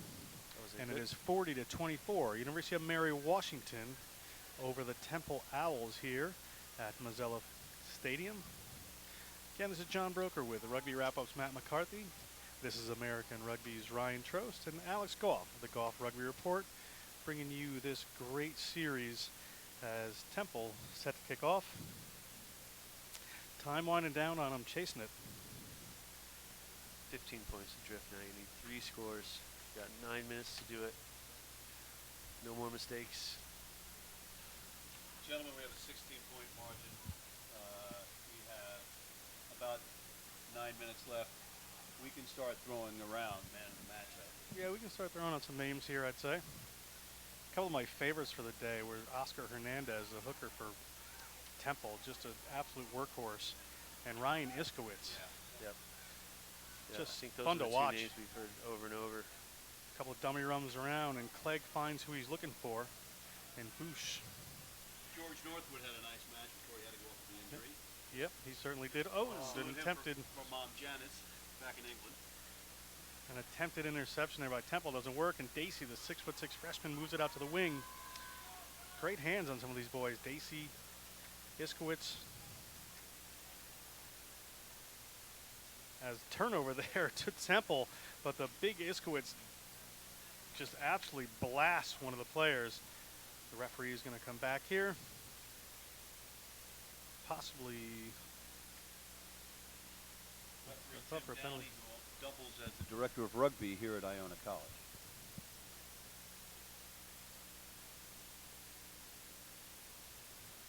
And we'll have a momentary chat here. We're going to see what's happening. And a penalty in from the side against Temple.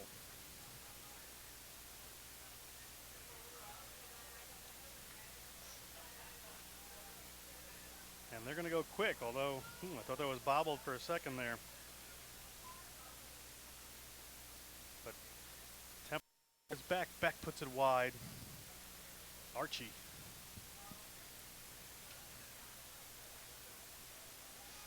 Moves it again. Beck. A couple of runners out there covered. We'll see what they can do. Ball popped up and knocked on, and we're going to have a scrum here for the University of Mary Washington. And before we end, we have a couple more shout-outs here.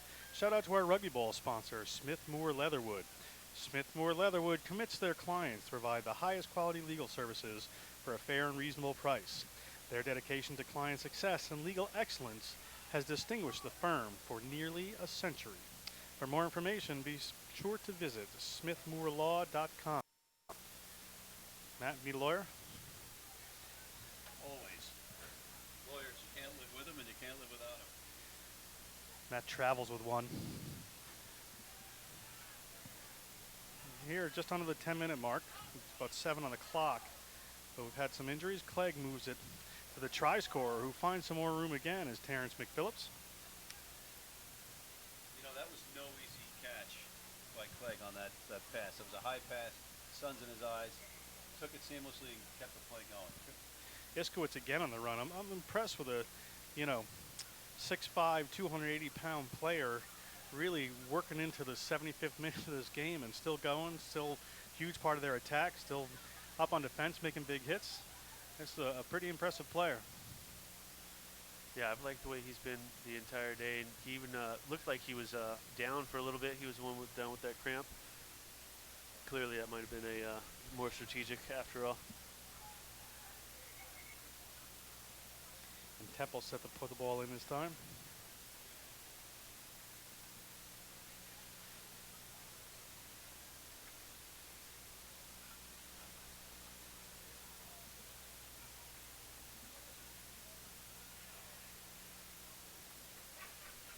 Has a squeeze on there from Mary Washington and turned over. It is scrum there for Temple, doesn't really work out, and penalty for not releasing, and Temple's going to be okay again as they go quick.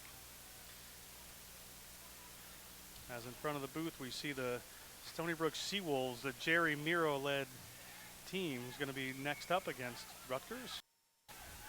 That Gallagher kid, again, the first time we've seen him finally have the ball here in this late second half, and again, making people miss, making gain line, who I think on the Temple side you should think about for the man of the match. Absolutely. Michael Wellstein? I was talking about Gallagher, actually. Wellstein Gallagher, obviously too had a very good game. Good players across the board. And Temple not done yet as they move the ball to Beck. He gets it out of the midfield. Cutback run there. That was a great run. Absolutely. Contained some of that defense there on the other side, but they go right towards it. Mary Washington was a bit stuck. As now Iskowitz gets his 280 pounds. Might be down to 275 after the game he's had. But he puts it into his tackle there as Temple just forced to chip it forward as time running down on the clock. Probably just a few minutes left here. You know, the Owls are not going away. They are attacking. They are hitting. They're still in this. You got to tip your cap. Yeah, it's the way you want to finish for sure. Like they've showed early on, and they've held it all the way through. Like they're a fighting team. They're a scrapping team. And there he is again. Speaking of scrappy, Oscar Hernandez, the hooker, takes it in. But you saw the way Max Dacey just engulfed the Temple runner. And Temple moves it out to the back line, ends up losing about 30 meters and driven over. Good turnover there as Harrison comes up with it, and he's yanked up to the ground. But the number 9 there is able to slip away, and he's making some ground, taken down with a pretty high tackle is Corley. And Alistair Weatherhall, the replacement, moves the ball out, but Corley back around this time, and the ball's out to Dacey. Dacey to the big number 3, Thompson. So they keep moving the ball. You know, Corley's one of those Leicester Tigers development players. He's a tough little nut from England. Pick and go time. for 16. I will call him Hunter Fleeman this time appropriately. More on Corley, he also played rugby league. We're sorry for that, but So here we he go. is a thug. In a good way. Yeah, I don't know if Coach Minche would like hearing you say that. I think that's probably one of the things that they pride themselves on is having some of that league on this team. Well, we've got lawyers sponsoring us, right? So I can enlist You've their got it help. made. But Smithmore Leatherwood's got your back. As errant ball on the ground here, we're playing soccer all of a sudden, and Temple comes up with it. As Ramos once more. That Temple ball carrier that just was taking a turf looks like a young Joe Kelly. Matt Nicholas, I believe, is a rushing defense here, keeping the Temple backs behind their line. What is with this anti-Russian defense? I gotta say my rushing defense. And there goes Hernandez taking it quick. Always making ground, always producing that ball. Really, really quality player. Oh, boy. Big hit there from Lamarca. Big stick there. Look pretty proud of that as Felt that one back in Fredericksburg, Virginia. Stephen Engel makes a break, and we have a penalty here. Looks like for not releasing against Mary Washington, and Temple has the ball. And here they go quick. Ball out into Gallagher's hands. Gallagher marshaled by a couple of Mary Washington players. more good fight from Gallagher. And another penalty there. And Temple, late in this game, ready to go as the try scorer Wellstein takes it in. And taken away there as Corley just sees some space and happy to hoof it downfield, slow things down, put it in a touch. And it's going to be, after all that work, Temple's going to have a line out inside their own 40.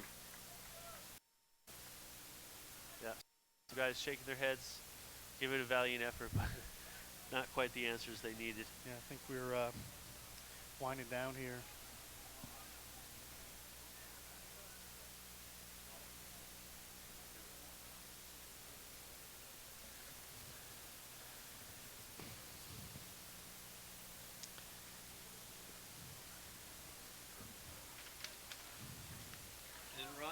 Gentlemen, as for that second most important match today, over the one they're playing in Dublin, the All Blacks did even the Test series at 1 apiece with a 29 win, and apparently the Irish fans are not happy with the refereeing.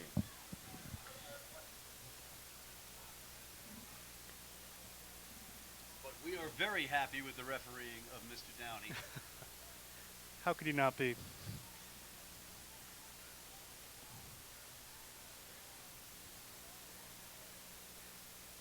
As we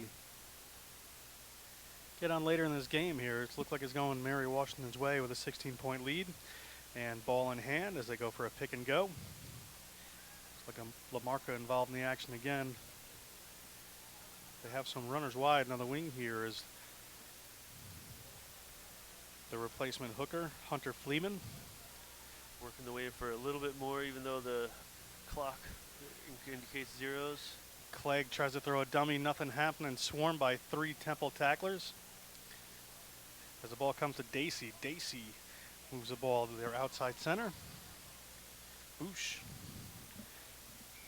Pronunciation apology if we're wrong, but not released there, and it's going to be penalty, and going quick is Ramos. And Temple, another great runner, slips by one of the forwards, slips by another, still on his impressive stuff here as Hernandez. Hernandez makes a break. Look at Hernandez over the halfway line. What an impressive player, still alive, pops it up to one of the replacement runners there. And Bishop. Away they go. That's Serenity. Serenity Bishop headed into the try zone, and try awarded. Serenity Bishop after some great individual play by Hernandez, great individual play by some other players. That was Gallagher and, who initially took that ball off of the dirt. Gallagher again. took the break. Serenity Bishop. Good finish for Temple, you know. Scrappy team. I like the way they played all day.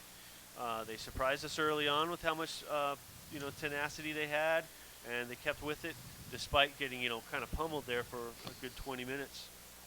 And no time on the clock. We're in referee's time here, so we are at 40-34.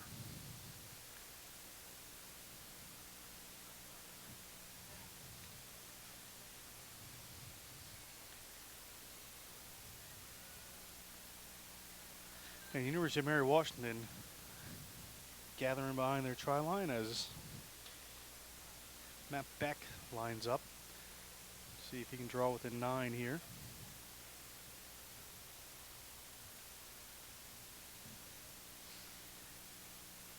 Beck takes a long look at the posts and pulls it as it's 40-29. University of Mary Washington over Temple. And final score here at the URugby Bowl Series. University of Mary Washington 40, the Temple Owls 29.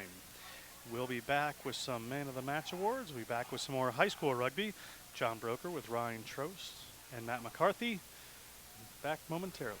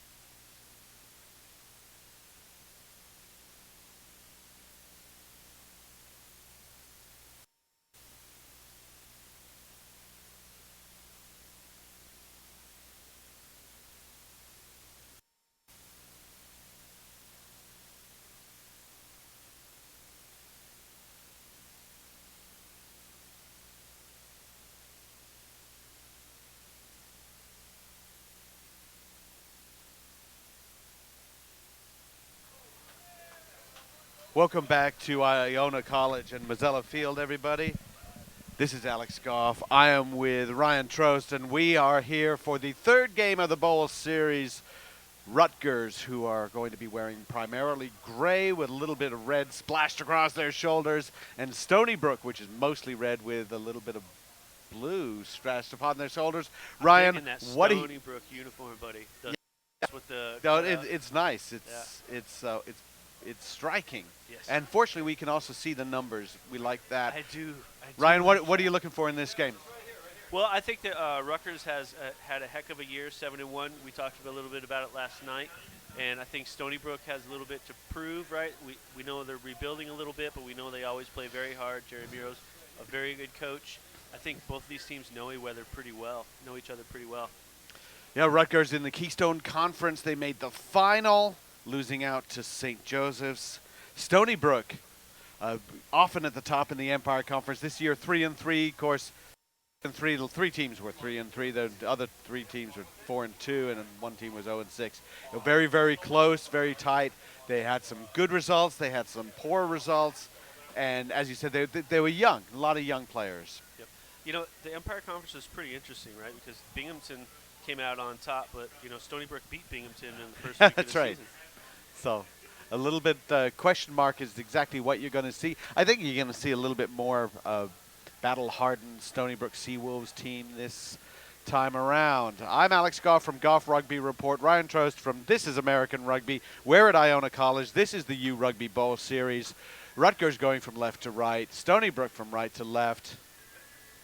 And Pierce Mara, the referee. And we are just about to get underway. Been a fantastic day. Look at the weather. Just beautiful. You worry a little bit. Late November in upstate New York, you're thinking maybe it gets a little bit chilly, but only when the sun goes down. It's been a beautiful sunny day today. This whole season really has been gorgeous in New England and New York area. Leaf peeping season has been long. And it's a long, deep kick. We're starting off, and they're charged right up the middle, and Stony Brook working to get themselves down the other end. That's Brian Michelle kicking long.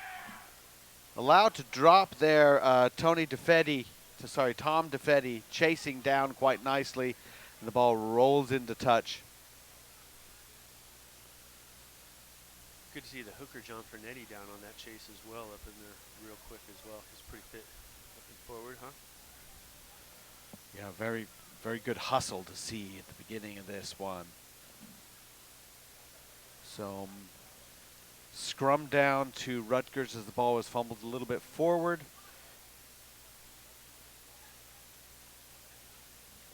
Solid from both teams on the scrum. Ryan McKeever puts it in.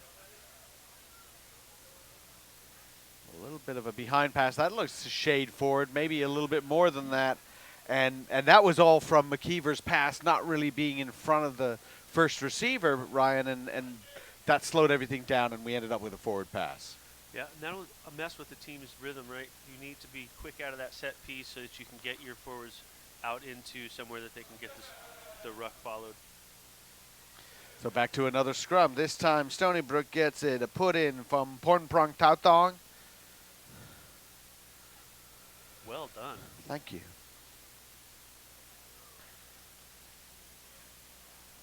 A nice dive past Michelle. He's going to send it wide. Running onto it was Adam Freeman, but a little bit behind him, unable to get the handle. And swarming in come Rutgers. The Scarlet Knights, but held on by Stony Brook. They lost a good 20 meters on that movement, but they do still have possession. Up the first channel again. Kind of slow coming back, though. Oh, the big man. Send it up there. Zach Riut. You always like having one of those kids in there. And running onto the ball at pace nicely. And high ball from Michelle. Loose. Freeman chasing after it. And referee goes back for in from the side penalty. So he's waiting for an advantage to accrue to Stony Brook. nothing doing. In from the side. Ryan, I guess we're going to go kick for touch here at this point of the field position early in the game. I think that makes sense. You want to put up camp and the other team's end. Brian Michelle loves kicking. He's a pretty good kicker. I like the way he's been using his hands and stuff at fly half position as well. It's been a learning experience for him. He's playing a lot of center before that, bit of a wing, so they're just moving him inexorably inside. But certainly Jerry Miro needed somebody with a little bit of experience, a lot of ball through his hands to play that number 10 position. It was kind of the opposite that you saw with KU this year, where they put their youth in those pivotal positions. And, yeah. Should pay dividends in the future for Nice them. take for Stony Brook. And trying to get it out to Fetty. Ball knocked down. Back they come. Hendrickson. Rafferty. Good job of retaining possession so far for Stony Brook. Oh boy, and then Hendrickson gets thumped back down onto his own scrum half. And while you're not really allowed to jump on the scrum half when he's trying to pick up the ball, what if you ruck the ball? What if you ruck someone back and knock him down on the scrum half? I don't know if there's really anything wrong with that. And Jed Hendrickson turns around and helps his scrum half Tauthong up and just says, sorry about that. Yeah, it looked a little bit nasty on the leg there. He definitely got folded the wrong way. Walk it off and see how he does here in the next 5-10 minutes. Yeah, just keeps moving that leg, doesn't he? Often that's the best remedy, though, is to just get running on it, get the juices flowing again. McKeever, slightly better ball out there to Mahoney. Mahoney now he gets that return pass. There he is, dragged down to the ground, lost possession forward. Referee says he did it illegally, didn't release the tackled player before they tried to rip the ball out. So penalty to Rutgers. Haven't seen more than a couple of phases. Yeah, they've had a couple of miscues between the first receiver and second receiver now. And Hopefully there they'll was get those jitters out for there's Rutgers. a miscue kick, guided. He at least got it into touch, but they only gained about 1.5 meters. We've noticed some of the line-out throws have been a little bit wobbly as well. Is it a little bit gusty down on the field sometimes? Well, I feel a wind coming through the window now here in the press box, and that was a wind I didn't feel earlier. So maybe a little bit of a breeze. Flag looks still, but I think that sometimes it just like flares up a bit. Your thrower is Pierce Donegan for Rutgers. That's your second row forward throwing in. We don't see that an awful lot, but a really good take there by Flitcroft, Derek Flitcroft, the flanker. And Rutgers is moving it now, keeping on his feet. Needed a few more Stony Brook players to tackle and bring him down. Slow ball for Rutgers. McKeever. Jamie Pollard there, the number 8 for Rutgers. He looks like he is a heck of a load to tackle, heck of a trouble. And knocked forward. And there was a good overlap there on the left side for Rutgers, but didn't really execute well enough. Somebody was sending a leading pass. Somebody else wasn't running onto it. Rutgers, I want to feed that kid all day. I want to get those big meaty boys running. Right. Wear him down. I think looks like Rutgers has a little bit of a size advantage in that pack. I would think there's a big shove, certainly. Out to Michelle. Fakes one, sends it wide. Zipper. Freeman Well done. to Fetty. Fetty puts a move on. He's got 3 to beat. He's beaten those 3. Beats the next one. Keep dancing around. Looking for a little bit of help. Some friendly red jerseys. Didn't see them, but out it comes Michelle. Out to Freeman on the ground. Low pass. Freeman can't get it. That was a nice opportunity created by the wing from Stony Brook. Lots of shaking and baking. Finally, Ryan McKeever was able to track him down and kind of slow him up for a gang tackle with a teammate. Now you see why they're sending it out there. Yeah, that kid has some moves. Number 11. Tom DeFetti.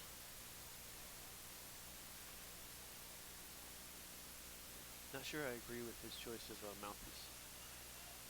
mouthpiece.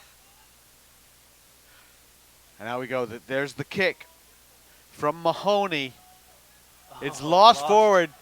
Number 14 The- for Rutgers. Johnny on the spot for him. Chase is on to Santa and Delahos. A bit wobbly off of the dirt.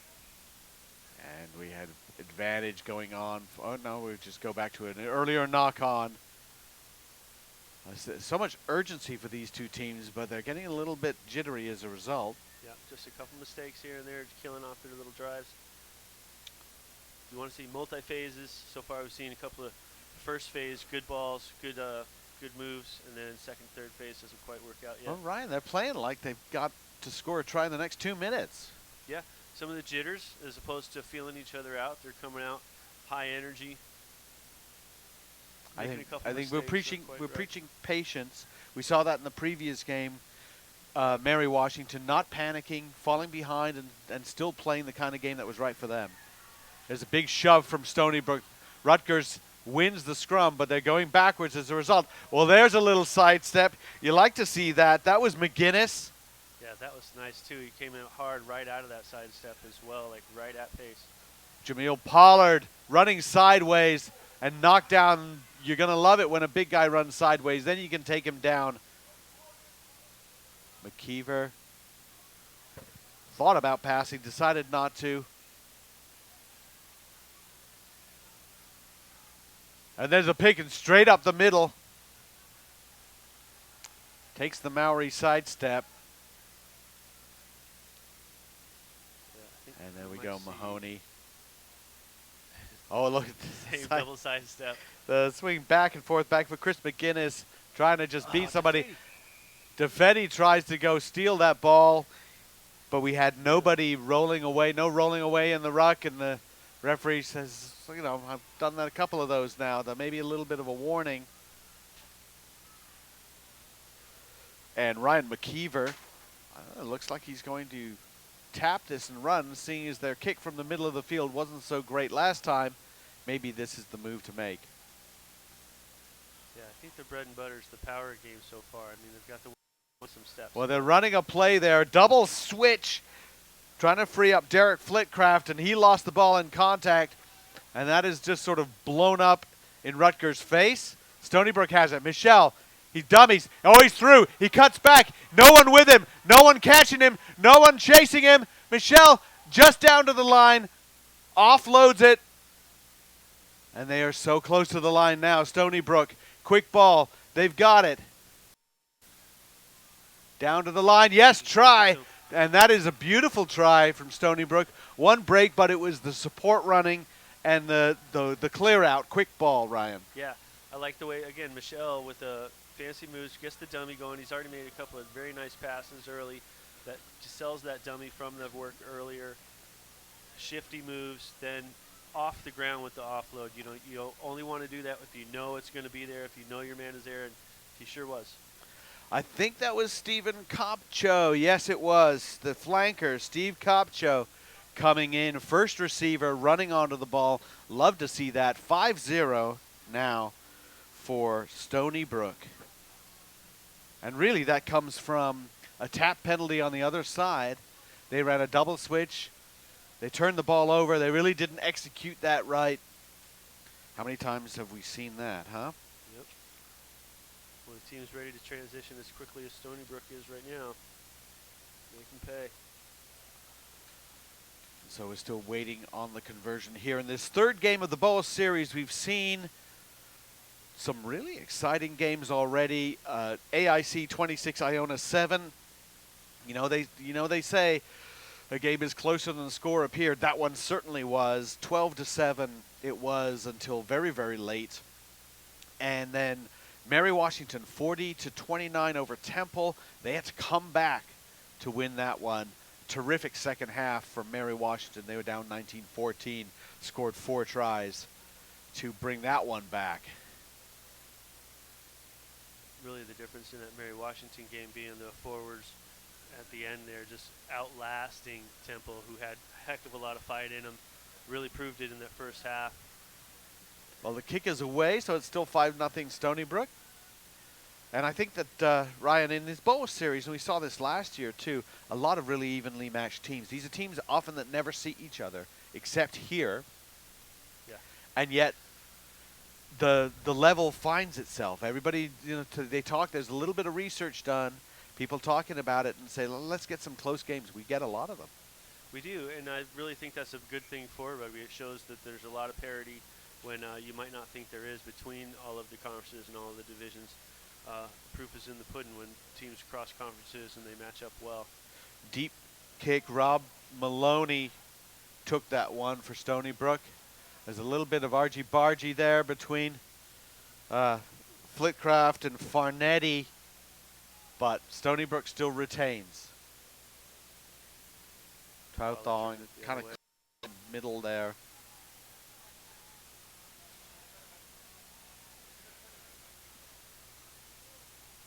And just picking it up and marching it forward slowly. And once again, just the pick and drive. Knocked backward this time. And then they go to the boot. Michelle. Deep kick. Caught by Kieran Walsh, but he's, I guess he didn't get a handle on it, but they said it went backward. Nice chase from Muller, the outside center, wearing number 21. And then the rest come in, the forwards come in. A little bit high in their body position.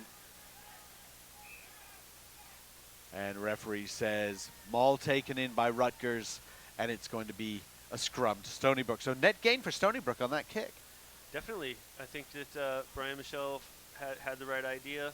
That they had chasers in all three sets, right? They had both wings chasing and then the outside center right up the middle, and they corralled wherever that was going to land. It was interesting that he didn't angle it out. He just went straight up with a good chase like that. You can do it. He made the fullback work for it to come just chase it down. And talking with one of the other coaches earlier today, the sun is behind Stony Brook, so kicking it up high is going to help them. Going to lose that ball in the sun. Michelle now has it after that scrum. Does a switch move with Muller. Muller is taken down pretty roughly. And then the first receiver this time, Eric Rafferty. They go wide. Freeman kicks deep. It bounces infield. It rolls the touch. Gathered. I think that was Kieran Walsh. I believe that was Walsh, yes. The fullback, he kicked it deep. And Stony Brook, here they come. DeFetti. He's got some room on the outside. He's got a little bit of support. Muller. He takes it outside to Muller. Muller tries to pass it back out. What was he thinking there? Because he just lost it forward. Nobody was close. Yeah, it was a nice move initially. I mean, he got the skip pass out to DeFetti. Then he loops DeFetti, and he has, nothing but daylight. A guy, bearing down on his ankles, but got a little too fancy. Just thinking one pass too many. Really, you have to accept that the try's not going to be scored. You have been tackled. Just allow it to happen. And we have a scrum to Rutgers at the try line.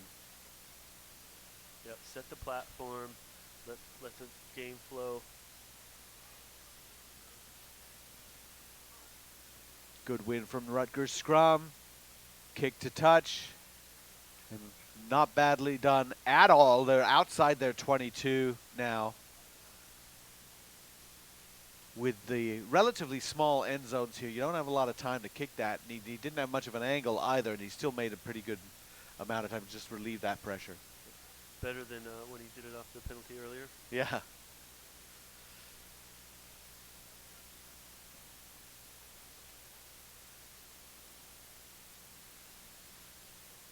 And Farnetti throws it, taken nicely. Trauthong out there. DeFetti now coming in the line from the left wing position. Pops it off to Freeman. Freeman, well, he was a little bit in front of DeFetti, and so that's going to be a forward pass. That had some promise, just needed to execute a little bit better. The depth was a little bit off. Yeah, I like the weak side wing attacking all the way over like that. Again, Brian Michelle whirling and dealing. DeFetti brings that ball in a little bit quicker to his man, and this probably quite a bit gained.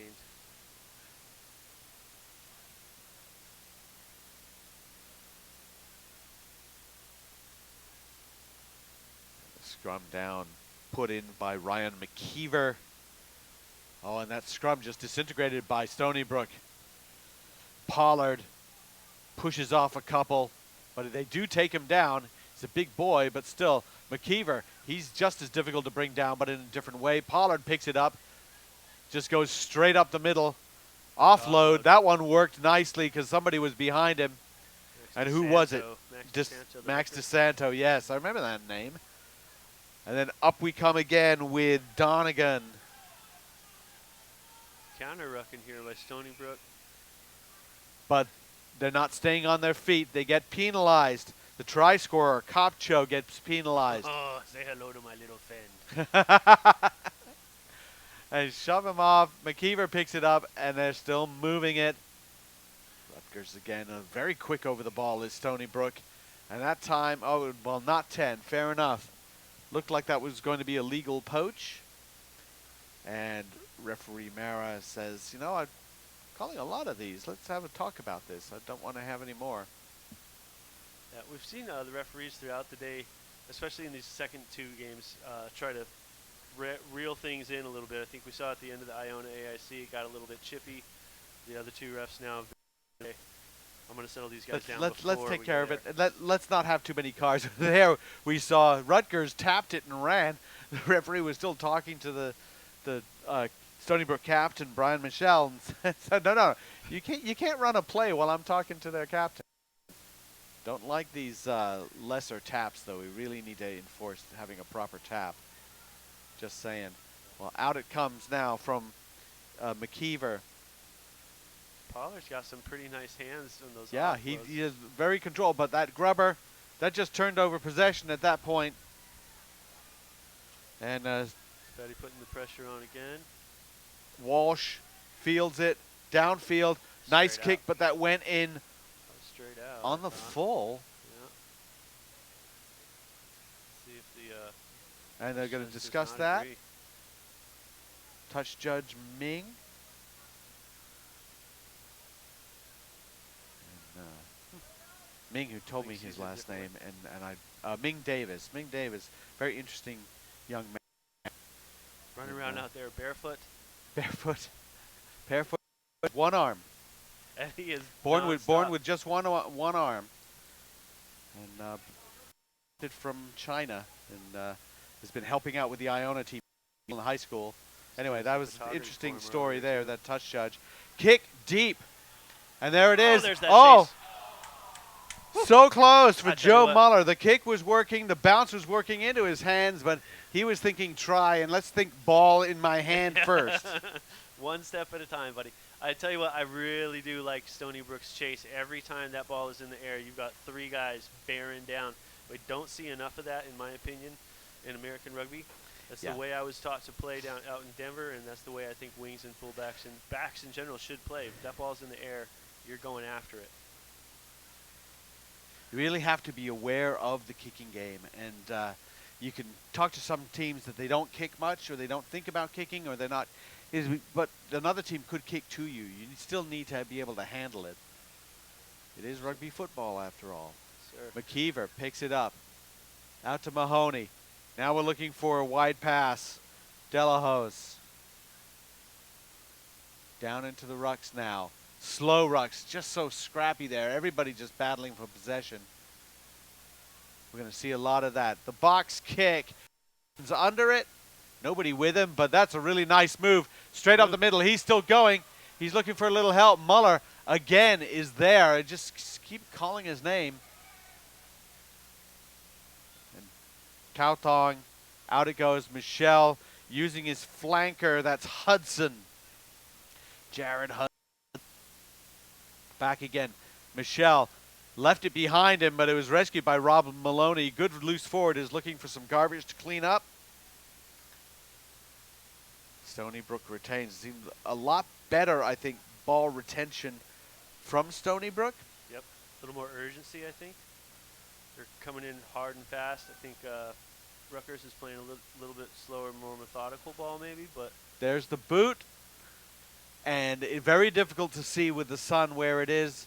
Yeah. They weren't able to control it, though, and it was kicked downfield again. Freeman, though, gathers it. He's going to boot it down in the corner. He's going to chase. Everybody's chasing now. Very nicely done there by Nick Narwhal, your left wing. And Stony Brook has stolen it. Maloney, the number 8, out to the wing. An offload, again, very ambitious offloads. Nobody's expecting them. They keep bouncing off hands. Yeah, it gets a little bit feverish, right? When one guy starts doing it, then the next guy starts doing it, and unless the guys are ready to receive it, you know, it gets a little untidy. Same thing Definitely with the kicking untidy. game, you know. Definitely untidy. It's kind of the way they're just running at each other as well. It is 5-0. Stony Brook has spent much of this first half inside the Rutgers half, but they only have the one try to show for it. So far. So far. Well, a scrum. Once again, Rutgers getting it. McKeever. And a penalty this time. Scrum infraction, didn't quite see what. The quick tap. And again, that backhand pass didn't work. Muller was right there. Muller's still running. Might as well be DeFetti. Oh, and the drop. And again, ambitious passes. It's like you've got to make sure if you're going to make that pass that it's catchable, somewhat catchable. Indeed, you want to look before you pass, right? I mean, yeah. As much as you want to know they're there just from their voice, you do need to see where they're at. Well, they're rushing it. It goes. You can tell when they're rushing it because it goes flinging by someone's face. There's another one where they're just speculative. That backhand pass. They've seen the All Blacks do it on TV, and they say, "I'll do it too." Right.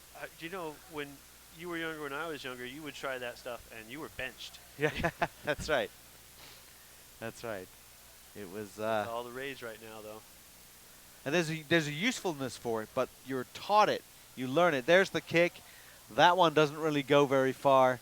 There's no time to get anything going there, and it'll be a line out for Stony Brook.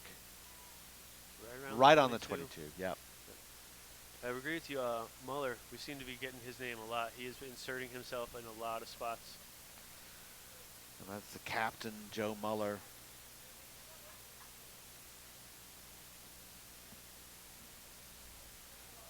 Nothing extravagant from Stony Brook in the line out, but Rutgers barely challenging it so far.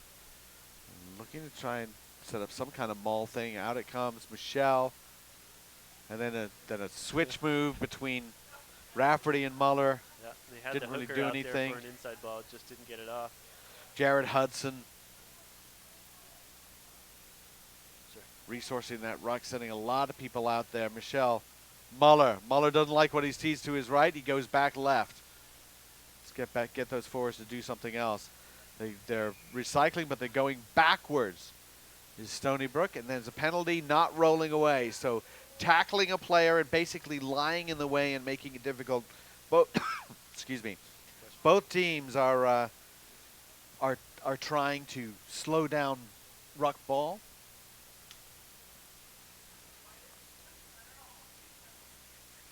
Yeah, and that's a good strat. I mean, you have to, right? If the other team's getting that front foot going, you got to slow them down somehow. You don't want to cause an infraction, but you don't want to just let them go. All right, so line up. Fine balance. Yep, it's a fine balance, and if you're too obvious about it, it also depends on the referee. Some referees won't brook anything, and some will allow a little bit, not too much, and you can see that sort of reflect in the way the game goes. Good win from Stony Brook. Michelle now has it. Muller again fakes to the left and cuts back right. He had men to use on the left side. That entire thing was set up to set the two wings and the fullback to be passed to. Not quite sure why they didn't get the ball, but back inside it goes. That's Number 4, Jed Hendrickson, right. And then back in again to Gabby's Maloney, got a the number 8. Maloney, the number 8, getting to the line. And a referee was about to call a try and then thought better of it and said that he knocked it forward. Well, fine lines. Those fine lines from this Stony Brook team. Like, they're attacking shoulders as opposed to chests. They're not running into a straight line. You know, they're making zigzags and all of that. I would have liked to have seen them send that pass out, but maybe they're just setting it up for later because right now they're back inside. Yeah, giving it back to the forwards, getting that platform moving. And you know they have speed. We saw DeFetti early, you know, making some fine moves. We haven't seen so much on the other side yet, 14, but we know Muller, DeFetti, Freeman, Michelle, a lot of guys with a lot of dance steps.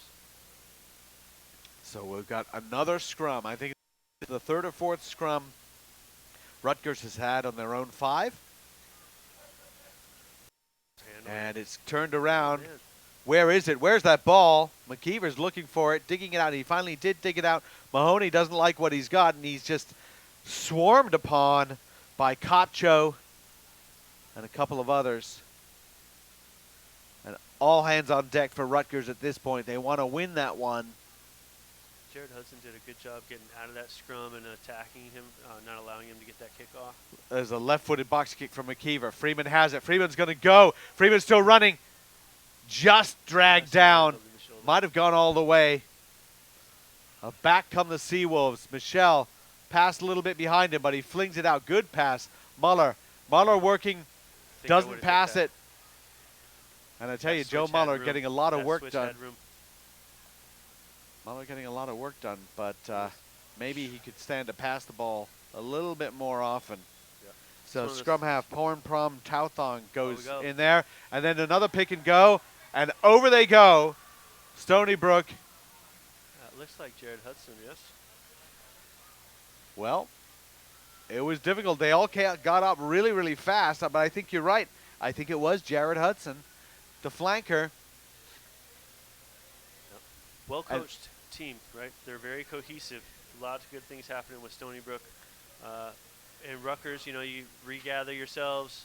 Hopefully you're not yelling at each other. You're just reminding each other, okay, now's the time to get back to our basics, right? We want to play our game. Settle it down. Let's move. Well, right now, Stony Brook is using the sun a little bit to kick the ball. They get it up in the air. It's difficult to find, so then it rolls around, and then the game is being played in Rutgers half. Things happen, mistakes, things like that, and Stony Brook is able to pin Rutgers back. And then they've got a scrum in their own end. They try to kick free, but they can't get very far. Again, they're stuck in their half. And as the kick is missed, and we stay at 10-0, eventually I think we started to see a pattern from Stony Brook. You know, we're gonna go a little bit wide, but then we'll cut back up, and then pick and go straight up. And then we go a little bit wide, maybe we'll run a play, maybe a couple of times, but we don't go all the way. Don't go all the way, and then back up, straight up, straight up. And we saw that, and you saw now more players are doing it. So the straight up was Maloney and Kopcho, your big guys, or Hendrickson, and then suddenly Porn Prom Tauthong, your scrum half, he picks and goes. And then Hudson, the open side flanker, he takes it over. And it was really identifiable structure. Yeah, I like your analysis of that too. I think you're dead on. And I think you get to see that like so many of the guys are getting ball and they're not, you know, picking their 3 favorite. Well, there's a pick and go from Joe Bush, the prop for Stony Brook as they get the ball back. Michelle, slow pass to him, so he just cuts back inside. Nick Dillon takes him down. Passing it out, there's DeFetti. DeFetti trying to beat a couple of tacklers, but Chris McGinnis is not having any of that. Back we go to the left. Michelle. And rucking over. Nicely done. Farnetti had it. Still retained. Oh, they're moving it nicely enough. Rafferty. Muller. Kicked ahead. Got a chance. There's the chase. The grab.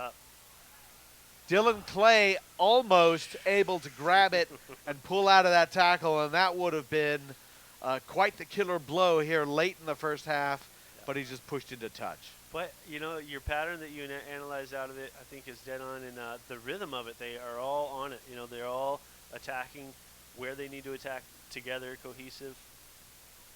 Impressive Stony Brook right now. And so we know, we talked about Jerry Miro building towards something, rebuilding. You always want to see how does a young team finish as opposed to how they started that year. They get that line out. It was overthrown. Michelle, again the kick, again the chase. Taken nicely by Walsh. He drops it off to Mahoney. Excuse me. Actually, number 21, who is Nick Narwald. But he's listed as 11, so we'll see. We don't know. It's a The two mystery. Narwhals on one's group. It's a mystery wrapped in an enigma, but it was a kick downfield, and Rutgers East gets something of an attacking platform in the Stony Brook half.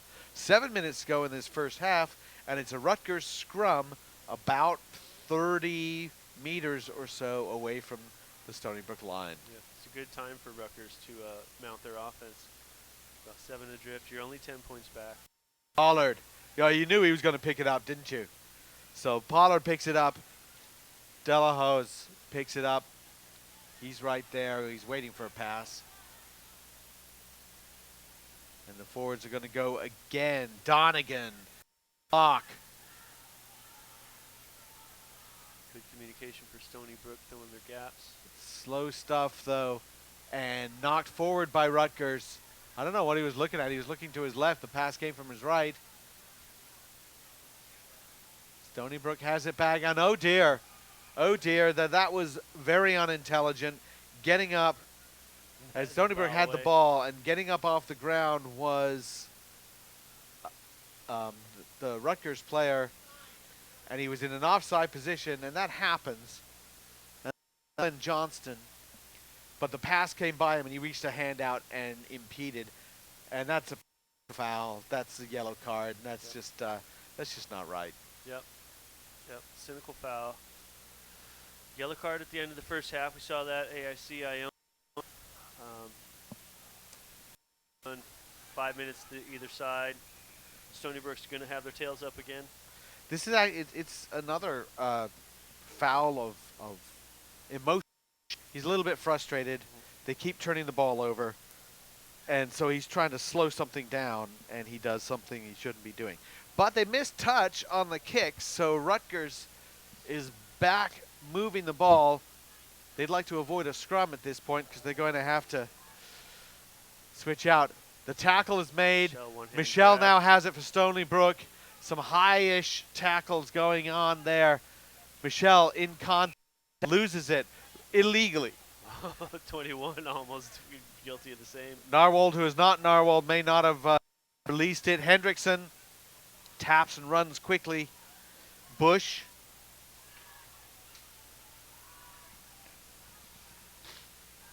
Bush goes in. They've dug it out again. Cowthong to Michelle, to Muller. Nicely taken from Muller. Pops it out to Freeman. And then back out to Kopcho, I think, the flanker.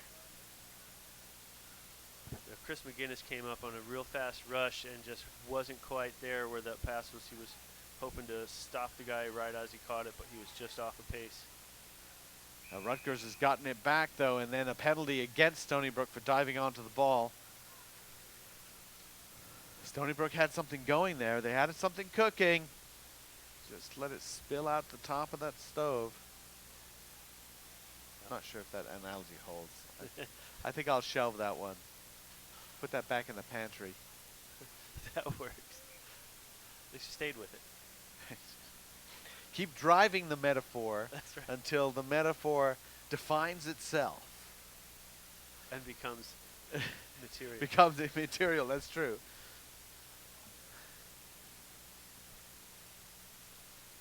So a little bit, clogged up end here to the half. Just the last couple minutes has been a bit of stop and go.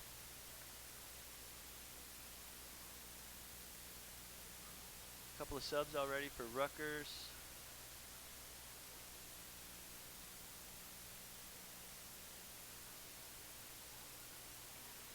Well, Rutgers, I believe, has some injury and depth issues. So we'll see exactly who they're able to continue to field on this game. But ball lost forward. Kind of a low throw on that line out. Yeah, it wasn't a pretty one.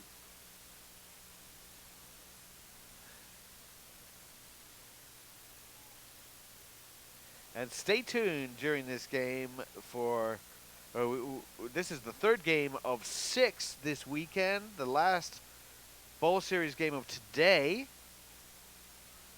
I do believe we still have a high school game coming up. Yes, we do. The French American School in New York versus Greenwich again. French American. With lycée. Why don't we just call it lycée français? That's what they call it. I like that idea. I mean, lycée. Lycée, right? you got it. It's a good word. Yep. Better than FASNY. Rolls off the tongue a little French, bit. you know, it's like we don't talk a lot about French rugby. French rugby in many ways revolutionized the game. I grew up idolizing Jean-Pierre Rive and Jean-Claude Scrella for the French back rowers, Papa Rambourg. Those guys, much more fun to watch, Yeah. I'll tell you, in the 70s than like England. Yeah. The other team in the 70s, I think that was a lot of fun, was the Welsh. Oh, absolutely, the Welsh, and a team that became so famous you just had to say their first names or their initials. You know who they're talking. I had the headband from Jean-Pierre Rive and my socks down by my ankles like J.P.R. Williams. This, of course, you know, the look makes you the player. Now the pick and go is coming from Rutgers. They want to punish somebody, and Kopcho tackles the player, drags him into touch, but referee Mara says, but you didn't release him. When you tackle him, you got to release him. You can't just drag him around the field like he's some kind of potato, a sack of potatoes even. So Rutgers retains, but they've lost a little bit of possession on that. They tapped quickly. The kick, the chase there. No, we're going to go back to a penalty. High tackle against Stony Brook. It's as if Stony Brook just wants to do ill-advised things to just hand some points to Rutgers at this point. A little bit extra aggressive. They've got a lead. They're feeling a little bit extra confident. I don't know about the rivalry between these schools, and I would imagine, I haven't really researched it, I would imagine that Rutgers and Stony Brook face each other in a lot of different sports. They're not that far from each other. You got your New Jersey against your Long Island, and there's a big run from Nick Dillon. Just stays on his feet, challenges players to tackle him. There's Pollard. Oh, he held on to it. He's the guy being able to offload out of the contact. And then another one comes from Apgar, Eric Apgar. But very, very slow going. And maybe a turnover for Stony Brook in the ruck. Yes, and a penalty against Rutgers for hands in the ruck, not releasing the tackled player. One of those things.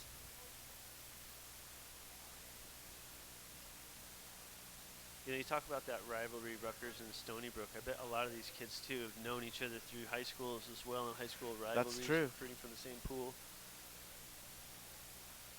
That's something that always excites me when, you know, you have reunions of players on a team. Iona, You've got former high school teammates or former high school rivals, now college rivals.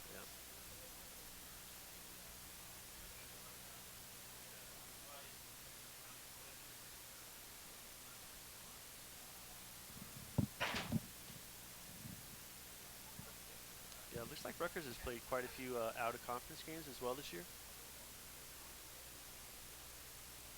Handled Delaware early on. Took care of Temple. Blasted Lockhaven this year. Beat Temple twice. DeFetti pills up with a hamstring issue. That's not going to be happy. Never like to see that. It's getting a little bit brisk out there. Maybe wasn't quite warmed right. So he's going to try to tough it out.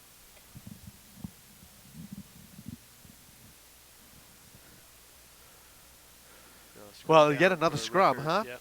Yep. DeFetti is over here holding his hamstring. He was on the run and kind of pulled up like it might have gone, but he's going to try to tough it out. Yeah, he's not happy. He's not a happy man, that's for sure. Chair doesn't like me. You hurting the chair? Well, it got thrown at me They do earlier, give us so chairs getting here, it which back. is nice. And out, McKeever pops it out. Again, it looked a little bit shade forward there, but that was a pass from McGinnis. Getting Diego moving. The only one name, Diego. People one name. No, yeah, that's true. Narwhal. DeFetti's out still limping through. And that'll be halftime. It is 10-0 Stony Brook leads Rutgers here in the third of these Bowl Series games. We've had two great games before, all very close, all very hotly contested. We will now have some high school sevens with Lycée Français from New York against Greenwich. And Lycée Français looks to me to be in your French bleu. I believe that's Greenwich in the blue. We'll be right back with that game.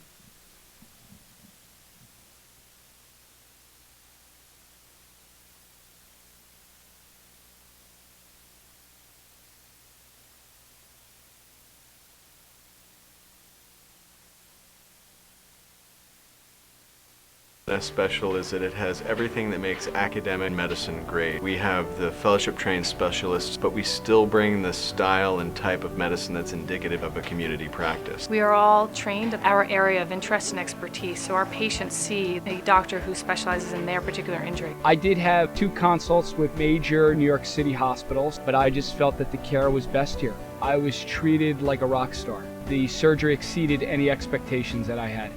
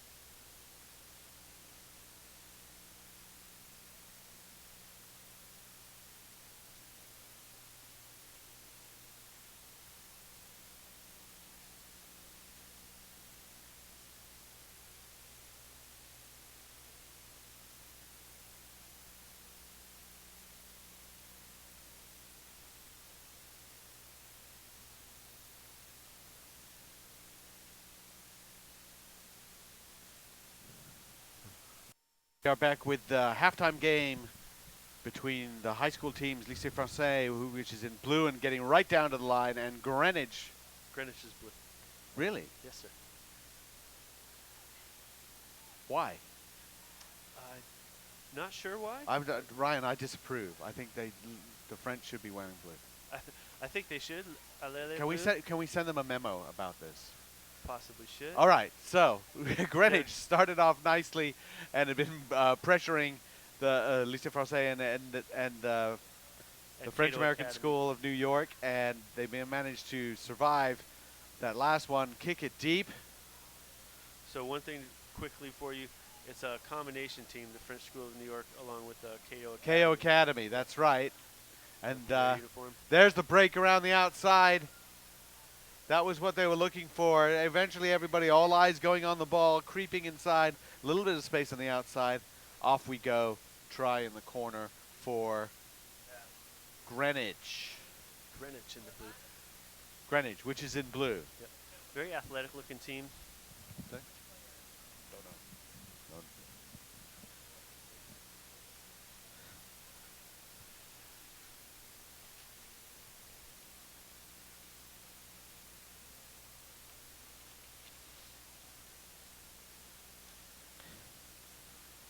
We don't have the names associated with the numbers for this game. Apparently they were here.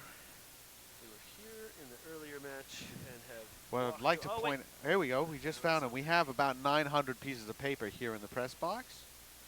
Yes. KEIO. There's KEIO French American School. Here's Greenwich, sir. And Greenwich. And there's a break off the restart, gathered up by 18, who's a big rumbling kind of guy. We don't know who because of the number, but a terrific. You know what? You gotta retain those restarts, and you gotta go chase after that restart. Send your big guys to go win that. once again, the athleticism of Greenwich, getting down the field very fast, kind of intimidating down when you got that size. I guess a little number 9 there.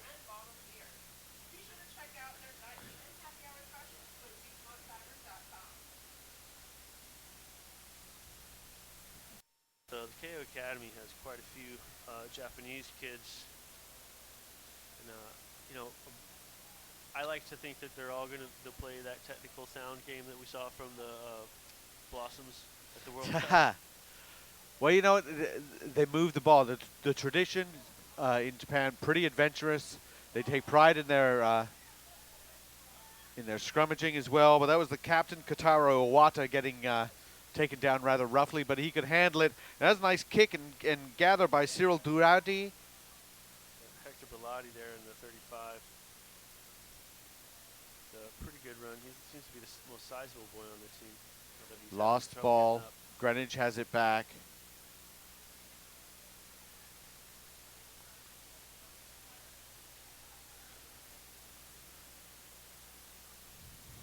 And off to the races down the wing. And there's a big charge again. Broken play. I think that's basically the third try. That is broken play and then get it out wide. You see the size differential really in these two teams. Major size differential both in height and width. The fitness level looks quite a bit different as well. I think Greenwich just looks like a machine comparatively as far as their. Well, combining two teams is a nice idea, but if they're not practicing it together very much, as the kick goes over to make it 19-0. Yeah, makes it difficult when you're not practicing together every week.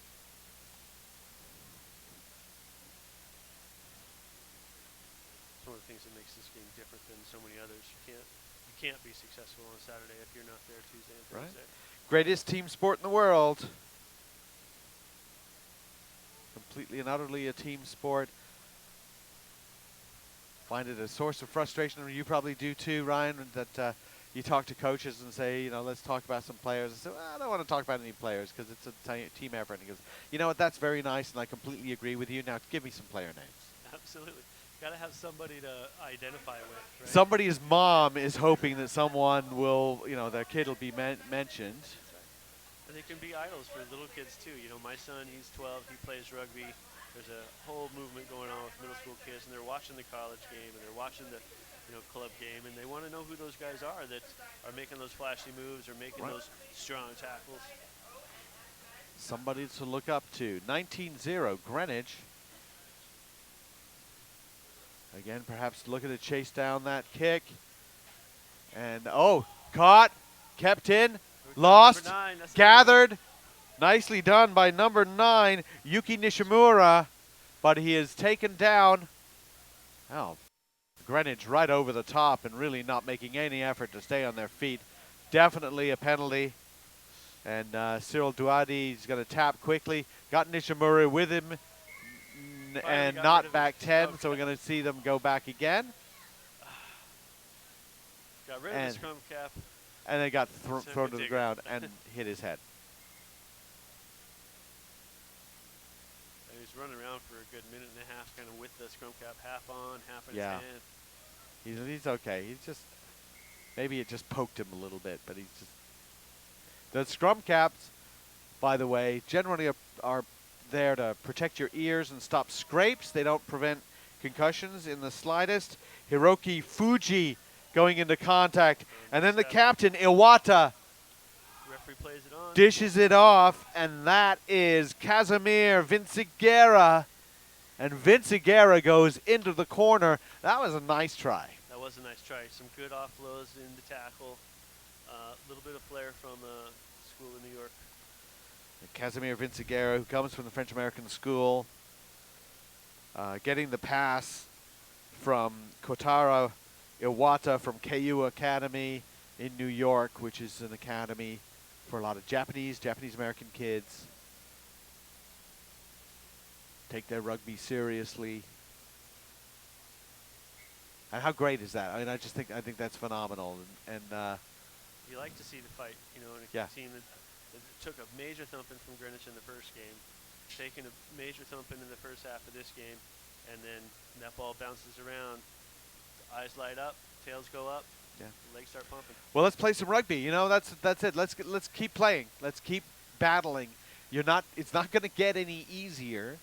So let's front up to it. And I think that's what the coach is saying right now.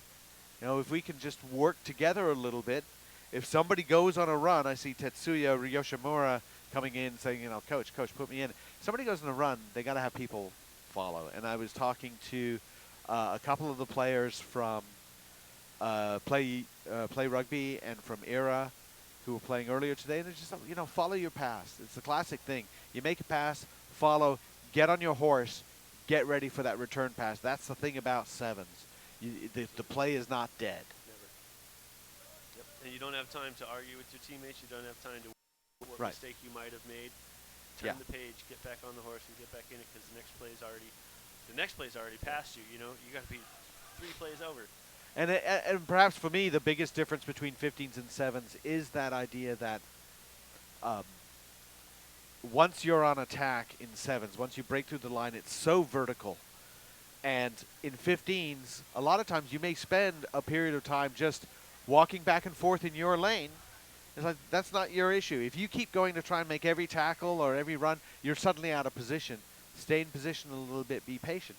And 7's a little bit different from that. Well, there's a high kick gathered in by, I think, Vinny Maguire from Lynbrook High School, the only guy who's not in KEIO or FASNY.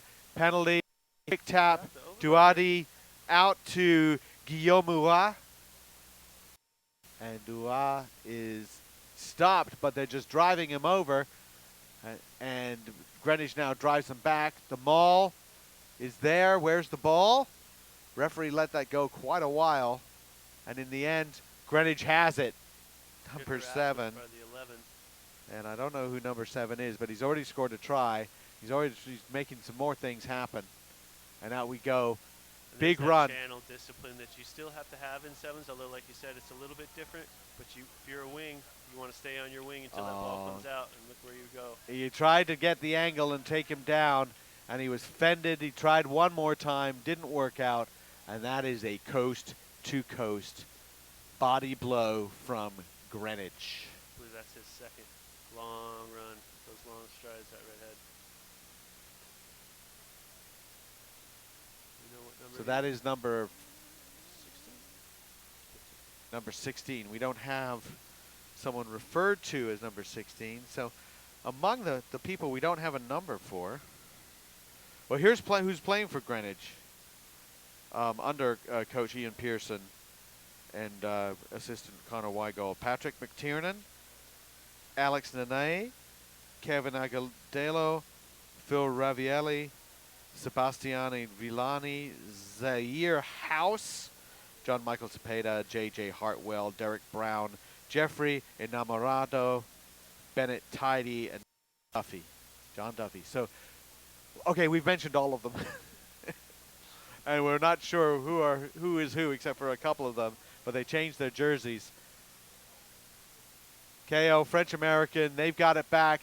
There's the kick ahead by Duati, I think. The tackle. Gathered pretty well there by the 23. Yeah.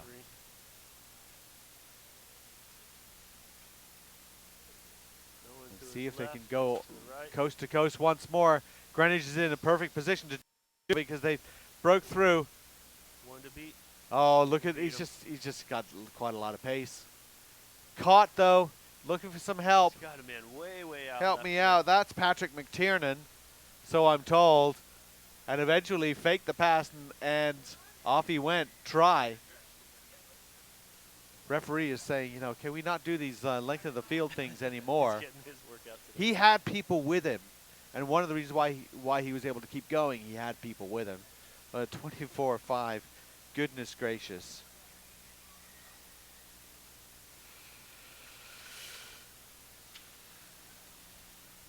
Another sizable difference. A few more minutes to go.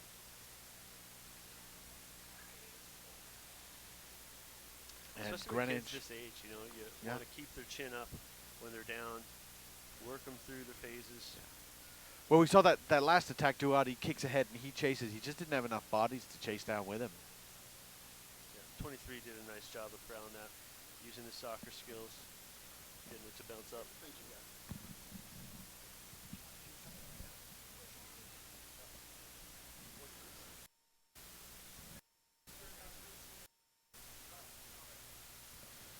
So again, the ball bouncing around, picked up by the 7. Drives it through himself, probing up the middle. Number 4 there with a good, powerful ruck. And we've got an overload on the left, but nice cover defense by the 9. Swallows it up, brings it back the other way for the overload on the other end. But he beats a man, beats a second man, beats a third man, and another off to the races type of play. Greenwich just outclassing him with fitness, with the athleticism, and it looks like quite a bit of experience as well. A lot more training going on for them. And I'm being joined by Matt McCarthy, the one, the only. Ryan, fill me in. Well, the scoreboard does not lie. 31 Greenwich, 5 for the School of New York KEIO Academy. They are definitely taking their lessons. It's about the fitness and I think also the cohesion. Like, you know, you got a couple guys at the School of New York who have some ideas, but they don't look real cohesive all together. Well, Greenwich is one of the flagship high school programs. Truly. And you ran, you covered that game last year, Xavier Greenwich, in which I believe Greenwich took that one, right? Yeah, Ryan, I'm going to give you 3 guesses as to who the only person to see the 2 victories for Greenwich High School over Xavier There were how many? is. The one and only? Who That's covered right. both of the games? That's right. Oh, That's man. right. Apparently, yeah. Jonathan Wicklow Barbary. Jonathan Wicklow Barbary may or may not have been there. I don't recall. But back to this, you know, Greenwich is a time Program. rugby Good program, Yeah. 7s and 15s. Indeed. I like that so many programs are following both now. You know, you had a lot of teams when I was younger that were kind of specialists. They would play 15s, but they really liked 7s. Or they would play 7s, but they were 15s. But I think now we have a lot of teams who are taking both very seriously. High school ranks, up in the college ranks. And I think that's good for rugby. Absolutely, absolutely. And, you know, we're seeing high school programs emerge more and more. Xavier, for years, was the only powerhouse, really. Yep. Now you've got Greenwich. You've got other programs popping up. Pat Maroney's CBA, Christian Brothers Academy down in New Jersey. Brian Sheehy helping him out down there, a.k.a. Declan Yates. Pelham is also getting very good. Pelham with Matt Persanis. You saw Matt Persanis' son, Matt, Yes. get what, man of the match today, For the earlier. Game, the second year game. Yeah. Well deserved as well. So, you know, it's all good signs. All good signs for rugby in the United States. The grassroots, the younger players, now they can feed the universities, the colleges, True. and the men's clubs. Yeah, and so many And players women's. coming in with experience, not having to like learn the game as a freshman or as a junior in college, even as a club player in the senior levels, which happened quite a lot in the recent past. I think it's going to be very exciting when we see these kids and even the middle school kids of this generation stepping up into some senior levels. Sure. That's when we're really going to see the levels change, I think. Here. And the other thing is these kids get to be in a competition during the weekend with college kids. And they get to see the guys a little bit older, how they're doing it. All right, maybe it's 7s to 15s, but it doesn't matter because it's still rugby, right? And you've got, as we've discussed earlier, players going from code to code interchangeably now. You've got the coaches that coach both, and you've got refereeing here. So you've got Greg Gilliam out there right now. You've got Pierce Mara. You've got Tim Downey. All these guys coach and ref and all that stuff. Yeah, and I think Steven Ciano, the organizer of the URugby Bowl Series, did a great job of getting the right referees hired. So many times we hear a little bit of griping about the quality of refereeing in the United States, but you know there are quality refs as well who are still improving themselves, and today we've got 3 very good ones. And there's a big run down the middle of the pitch or on the far side in the fading sunlight. And there's a whistle. I'm not sure what's the call there, Ryan? I was looking at the sheets here as man of the match voting. You're is fired. happening. You're fired. Always getting fired. Yeah. Oh, there's no voting. Alex This is Goff a is tyranny. back in the booth, and he is saying there is no voting. Dictatorship on this mic. Dictatorship, eh? No. We've got no time left on the clock, by the way. We are in Greg Gilliam time. He's the official. Let's see if the French Academy, French American School of New York, I should say, has an answer. One last try. We did see in the first half they put that 5 on the board, and it was some exciting bit of play. So they do have, some skills when they put it together. It's just. There's Yeah, number Greenwich 9 for just Greenwich, running scooting away. down untouched, and he's going to settle that one under the post for a try. And let's see if Greg Gilliam, who is completely gassed covering these kids in a sevens match as the referee, blows this one up.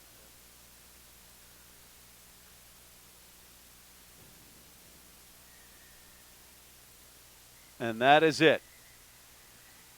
We've got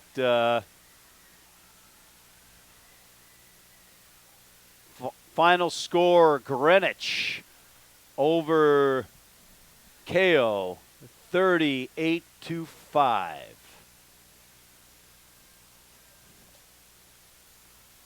As AC/DC kicks in for us, right, Ryan?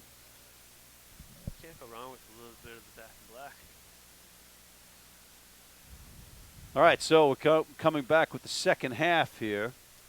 Yeah, pretty good contest in the first half. Where you, I don't know if you had much chance to watch it back on the stands. Alex and I were in the booth, but what were your thoughts? You gathered with your head nod. You were watching. We bits and pieces of it. We were going over tomorrow's stuff, but you can't argue with the scoreboard here, right? Yeah, again, yeah. All Stony early. I think they started to get a little bit too confident there just at the end of the half and gave Rutgers a couple of opportunities that Rutgers didn't quite capitalize on. I was thinking that with the size of Rutgers, I was hoping to see that they were going to get methodical and maybe wear down Stony Brook. But Stony Brook's been very creative and very disciplined in their platform and their pattern. So, Ryan, fill the folks in at home that are just tuning in on what's going on with this match. So, like I said, Stony Brook has taken the lead. I am not seeing my score written.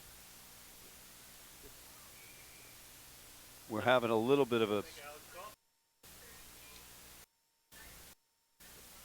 So, Alex Goff is coming in. I'm just warming his headphones up for him. Alex, take it away. Is that what you call it, warming them up? 10-0, Stony Brook. Sorry, I was trying to call this. Yes, Score. 10-0. As we were celebrating down, we had to find out some names there.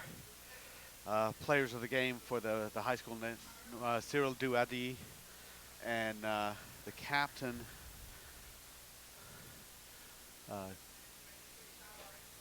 who was Kataro. Iwata. That's right. Kataro Iwata. And then we had Sebastiano Viani and Patrick McTiernan for Greenwich getting recognized as well. There's a scrum by Stony Brook. Out it comes quickly. Michelle, they did a misdirection. Freeman, their fullback, they've used him so often. And that had to be Muller, right? Breaking through a tackle. Cutting back against things. And, jeez. Mr. McCarthy comes in here for like 3 seconds, and then he just hides everything. Play on, Alex Goff. Play on. Dogs and cats There's living Rutgers. together. There's that. There you go. Mass hysteria. Well done. So, line out. Yeah, Stony Brook once again not able to retain that. You know, it's a good start, and then not quite controlling it at the end. And we're going to have a line out, though, to Stony Brook. 10-0. It has been a game of intensity. It's been a game of mistakes. True. And it gave a pretty good pattern, though, from Stony Brook and some creativity as well. Not straight on the throw. And Stony Brook is probably going to take the scrum.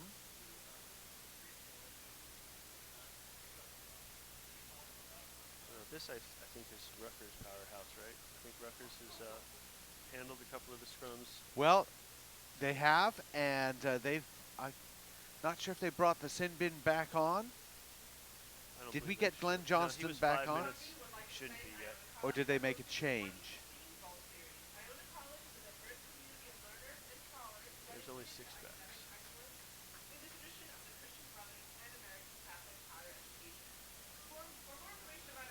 And it's Stony Brook's ball. Michelle, again, sending that sort of skip move out to number 13, and that's Andrew Ferrazzoli. Ferrazzoli, nice run, gets some ground. Again, so slow coming out. Hendrickson, we've mentioned him several times, the lock forward. Illegally taken away from him. Michelle taps it quickly. Really good game from Brian Michelle. I've seen him, you know, up and down sometimes. He's not always perfect. He's really been playing well, and we've seen errors, but I haven't seen too many from him. Yeah, in number 12, Eric Rafferty goes into contact. Sorry about that, Ryan. You were saying something. I was just agreeing with you that Brian Michelle has played a pretty solid game today. By all means, agree with me. Stony, number 8, back inside again. They might think about trying to find the space further out. Yeah. Rutgers' back line is staying pretty disciplined. I don't see him pinching too deep. Joe Bush picks it up and goes. Michelle again. Oh, the go. Brian Michelle straight through, beautifully done. Thrown around. Yeah. Has the long arms to put it down. He's been passing it off on the inside, sometimes going to the outside, a couple of times taking it, but there, somebody guarded inside, somebody guarded outside. He took it right through the middle. Very nice job, and a try for the fly half, Brian Michelle of Stony Brook. Seawolves up 15-0. Brian Michelle, I think, you know, when he's on, right? Making good reads today, making good decisions today. Sometimes he has a tendency to get a little too flashy. Doesn't look like that's happening today. He's staying in his discipline. Maybe that's a sign of maturity. That's a sign of just today as the switch is on. Yeah. You know, generally, he's a very high potential player. He's a Northeast Academy guy as well. It's fun to watch him go when he's on, for sure. The conversion is good from Adam Freeman, and we're 17-0. You know, again, this is the thing about the bowl series. You look at it in a college context. This is a final exam. You know, let's see how well we can. I mean, if I'm a coach to them, especially a team that's sort of been up and down, said, let's not worry about the score. Mm-hmm. Let's see how well we can execute game plan. Let's see how well we can play as a unit. This is about performance more than it is about wins and losses, especially for a lot of the guys who are going to be back next year, this being their opportunity to show that they're ready to make that next step. Brian Michelle. Well, I was just talking to Tim Brown at Mary Washington, and he just talked about how the pressure was off. It didn't really matter, but it wasn't like it was life or death that they win. And as a result, they stayed calm and relaxed, continued to play. Which showed in that second half. Yeah. They really kind of took over, finally got methodical. Rutgers needs to get something going here. They need some continuity. There's Pollard taken down beautifully around the ankles. I think that was Hendrickson. Yes, sir. Just love that. Can we get that tackle? Get a GIF on that tackle, because I really like that one. That was brave and well done. And that's Delahose. And it might be Delataz, so we're not sure. That was an interesting maneuver from Rutgers there. He had 2 dummy runners in 2 different slots, and then they went to the guy who remained. And that guy who remained was Chris McGinnis. Then up to the prop, Nick Dillon. Oh, back inside to Glenn Johnston, back on the field after the sin bin for the slapping the ball down while he was standing in an offside position. Out to Delahaz again. That midfield trying to get something going. 5 is staying with him, staying with him, staying with him. Finally gets him down. And Ryan McKeever kicked it really high. I'm not quite sure what he was thinking there. Nobody was there to chase it. He's got Adam the man on the Freeman. outside. That was a nice defensive play by the wing, or was it McKeever actually, to get back in that wing channel and stop that pass from happening. Michelle, deep kick. And it goes into touch. Fantastic kick from the Stony Brook fly half. Not sure of the decision of the 21 letting that go. Well, I would have yeah, reached my hands out for that. yeah, I think so. Yeah, Michelle placed it nicely though. See how this goes. The sun is now dipped below the buildings. We are working on twilight at the moment. Yeah. The gloaming. We are Yeah. playing in the gloaming. It is not that dark. I don't know how it looks on the screen. Here it looks bright enough, but still, it's going to get appreciably colder now that the sun is not shining. So one way to look at that is Stony Brook now does not have the disadvantage of playing with the sun in their eyes that Rutgers had in the first half. Both teams have the disadvantage of playing with the fading light. That's true. And move out to Pollard. Pollard's got to power through a couple of guys. There he goes. Michelle's trying to yank his shorts down. It didn't work. By the time he finally got his shoulder in there, it was a little too late. Very successful run from Pollard. Penalty advantage, it looks like, for Ripped Rutgers, away. and then we're going to go back to that. They ripped the ball out of Johnston's hands. Excuse me, no, that was Pierce Donegan. So do you tell your boys, you know, when the light is fading like this, we need to start tightening up the passes. Let's play high percentage pass, right? We're going to stop messing around with too much looping and skip pass. If they're warm enough, maybe, but yeah, you know, you're going to be chilly. You're out there, cold. McGinnis pulling out of a tackle. Much better from Rutgers, really, but we still haven't seen them get into the Stony Brook 22. Stony Brook is shade offside on that one. Played on, called. Oh, look at this, though. Just, it's a scrappy ruck, isn't it? And a kick, another kick again. for why did you do that? But it may Only work. turned around. Walsh is chasing. The ball is knocked back. Finally, yeah. That was a nice bounce. Ferrazzoli got all turned around. Ferrazzoli went back to try and rescue that, and eventually we're going to go with a knock forward from Kieran Walsh, the captain.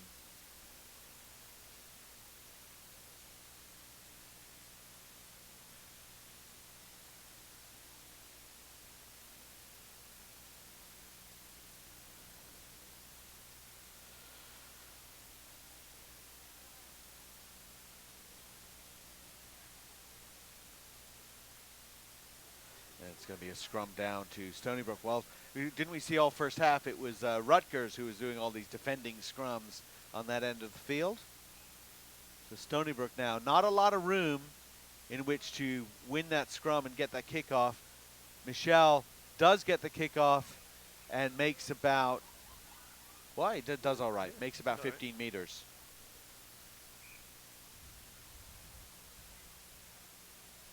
And we're going to go with a penalty. Penalty, I think that was a late, we had a penalty against Rutgers and then another 10 meters for back chat. And referee Mara is not brooking any of that nonsense. The kick, though, does not make touch this time, try to bite off more than he could chew. Mystery 21, I think, Norwal, and caught, and the referee says, what do we got going on? Who wants to have a side chat with somebody? Interesting to stop play right in the middle of. Well, that was odd because the penalty was called, he was taken, and then we end the call. Maybe there was something off the ball. Something going on the ball, perhaps. Yeah, okay. He behind suddenly play. he motioned sort of a shoulder bars, like getting in someone's way, and I think the referee is saying, you know, you guys are frustrated. I'd like you to stop that, stop some of this frustration kind of activity, and maybe we can get back to playing a rugby game. Would be nice. So Bring everybody together. Please stop that. It's going to be a penalty against Stony Brook. I mean, sorry, for Stony Brook against Rutgers. And Ryan Michelle, the fly half, is Appears to be cajoling the referee a little bit, trying to he get wants- a little extra out of that. he wants something to go on. Yeah. But right there, laughingly doing so helps. yeah, it as does. If opposed you're to- smiling and asking for something, that's one thing. So we're going to end up with a penalty against Rutgers. I think it was for a push off the ball. Man, And from the 5-meter line, from kicking out of your own try zone to kicking from the 22 to kicking Yeah. from the 10. so that is an 80-meter turnaround from Penalties. one penalty and then frustration response to it both times. Discipline, boys. There's the That's line out discipline throw from for Joe Bay. Farnetti, the hooker for Stony Brook. Nicely taken, very calmly taken. There goes the maul. Rutgers it's waits to good. see who they put where to push against it. I don't know what some of those guys are doing, though. They need to get behind and push. It is a great shove from Stony Brook. They've got that momentum good. going. Organized well. Not too smart in terms of their maul defense from Rutgers. Now the ball's on the ground. Oh, Michelle big running switch to the backwards skip. and sideways. The big long pass. They do a loop. They're looking for Freeman. Oh. The ball is down on the ground, and Michelle comes in, slides on it, and out it goes into touch. So now that would have been perfect. That would have been nice. It would have been a try had he caught it. Those opportunities, you know, at certain levels, those opportunities kill you. Those missed opportunities. See, this is what I wanted to see him do there. If I was looking at that, and the substitute wing, Defetti is out. I don't know who that is substituting on the left wing. Couldn't see. I think that's Ferrazzoli's on this one. Yes. So it might be La Barbara or Sahura Yunma. I think it's La Barbara. Well, there, it's a loop around. So the guy is behind you as you're running away from him. Stop, turn around, back to the defense. Just pop it out to him. Yep. It's old school rugby. I realize that. I know I'm a million years old and I learned to play back before the metric system. But it's still kind of a standard basic thing. If you're not, just turn around, set yourself, and now you're looking at the person you're passing to. Pop it to them there. Yeah. Well, it's a deep kick. Stony Brook has it back. Michelle is going to pop it over the top. Walsh is there to get it, but it's out on a full. A little bit of a mistake, and Rutgers gets a little bit of a let off. There, yeah. Relief. They really had their backs against the wall after the frustration penalties. That nice looking play over there just falls apart. All of a sudden, Rutgers is on the front foot. So Pierce Donegan, the lock forward, will throw in for Rutgers. 4-man line out. And then moving people around. There it is, taken by Flitcroft. And out to McKeever. The scrum half, he makes a little bit of ground. Again, very slow going, getting it out of that ruck. Pollard picks it up, goes straight through, lowers the boom, thank you much. And out it comes again. McKeever looking for it, trying to dig it out, and he ends up knocking the ball forward. But Ryan, really slow ball coming out of these rucks. Very slow, yep. And that's frustrating for a scrum half. You're looking for that ball and looking for that ball. You know that the pressure's just building behind it if it's not out yet.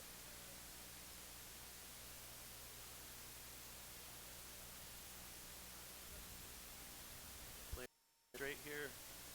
Weak side wing staying weak. Tauthong is going to put in for Stony Brook. Being Michelle shoved switching from, that up. but Tauthong out to Michelle. Michelle, the backhanded Six pass got to up there, nice and Ferrazzoli. quick. Copcho really out of that rough, nice and quick. Quickly out again, Copcho. Excuse me, Farnetti, the hooker. He's lost it though. Rutgers has it. Out they get it there. And that'll be McInnes with the kick. Again with the kick. McInnes actually regathers it, so that worked out pretty well for Rutgers. The pickup by McKeever. He's got Walsh with him. He's not using him. Slow to get to the breakdown are the Rutgers forwards, though. An awful lot of Type 5 guys just sort of standing off. There's the breakthrough. That may be the one they want. Flitcroft, the flanker, he's through. It's a try for Rutgers. It's one they really, really needed. Yep. And that is a try from the flanker, Derek Flitcroft.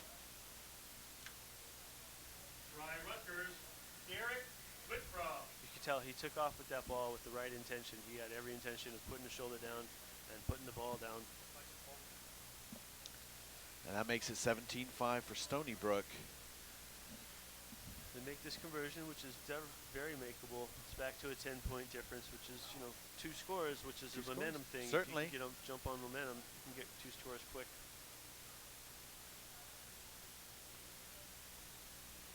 We haven't seen Stony Brook have to deal with any panic yet.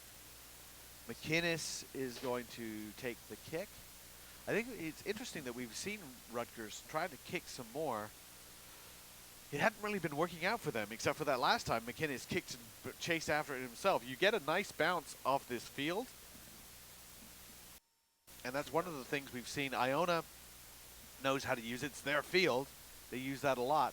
The kick is away to the right by a significant margin, stays 17-5. So 2 converted tries to get back Yeah. to this. It's just a shame. Too many things going just off.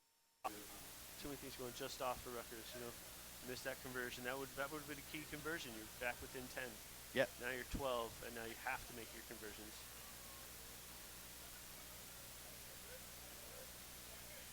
Brian Michelle setting himself up for the restart. Is looking right, then he kicks left. Ball bounces around, knocked forward, dropped.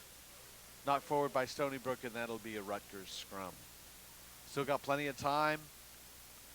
Just over 20 minutes.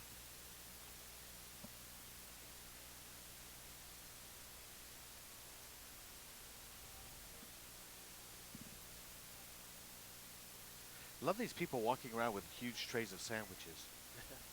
There was a big order for sandwiches, and now everyone is overloaded with sandwiches. I think Steven Ciano there is actually trying to give sandwiches away. He seriously is. He's going into the crowd now and asking people, do you want a sandwich? They've got a napkin to go with You know, if a strange man comes up to you and offers you a sandwich, don't take it. Even if he's wearing like Would you like a sandwich? cap. If he's wearing a flat cap, no, the ladies in the back row, they have taken the sandwich. The scrum is on. Oh, they're starting to play, sorry. Rutgers wins that one. McInnes now. Oh, just bouncing around, back and forth, back and forth. I like that 21, man. Joe Muller closed that door, just eliminated his options on the pass. Mystery 21 kicks it ahead. I think that was Narwhal Freeman right under it. Beautifully done. Opts to run it. Walsh has got him lined up. But the kick downfield. This is going to work for Stony Brook. Problems. McInnes is back for it. Ferrazzoli chased him. Then the kick gathered by your Abdul Rahman Salama. And Michelle now has it out to Hendrickson off the bounce. Muller, and then Clay Michelle. to Michelle. We're working something there for Stony Brook. Quite a bit bunched up, though. There is everybody on that half of the field. For Stony Brook. Huge Rutgers now. Pollard's got to be in the middle of that. There he is. A couple of other big bodies pushing some people down. Muller again. Tackle. Muller, a hard runner. Out we come again. Hendrickson.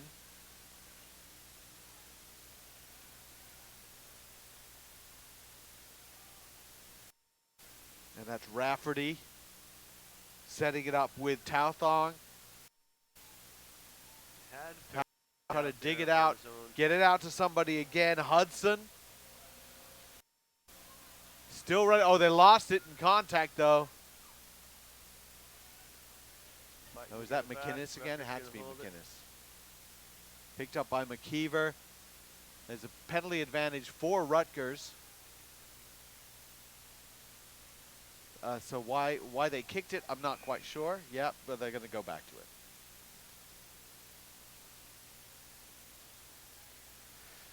And so that will be in from the side against Stony Brook. Well, they're using some of the fresh legs now in the tight five. We see Salama and Joel Polanco coming in. Trying to just make it a little bit tougher for Rutgers, but Rutgers still has plenty of time. Walsh and McInnes really just sort of lighting the fire under these guys, Ryan. Yeah, I agree. McGinnis is for sure is up to his work rate. It's already a pretty good work rate as it starts, but he's really coming after it right now. Walsh making a lot of good decisions. You can tell he's a leader on the field. And now they're setting out Pollard into the back line. Certainly they would want to win something and just run him over somebody. So, of course, Hudson, the flanker for Stony Brook, is put in the back line to take care of him.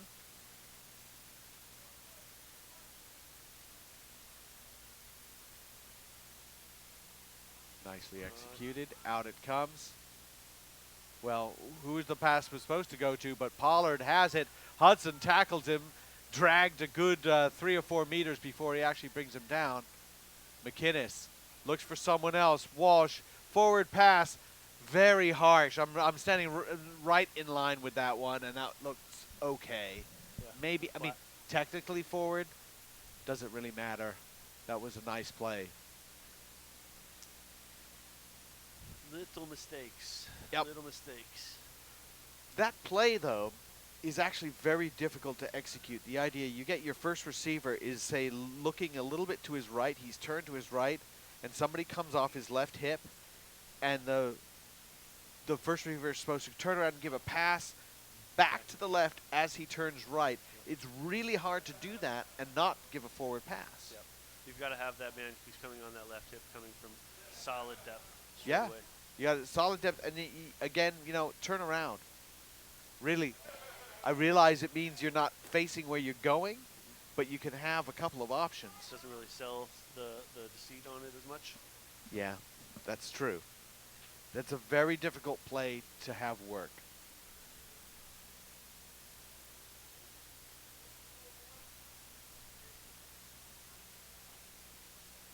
So another scrum down here to Stony. All I can say is, Matt, that taking selfies in the press box does not make you a model. Shell. Selfie usually has to include one. That's true. self It's in the picture, that's right? true. You're Okay, so I'll accept your wrong, false. No, you are. Well said, Donald. Well That's said. right. False premise.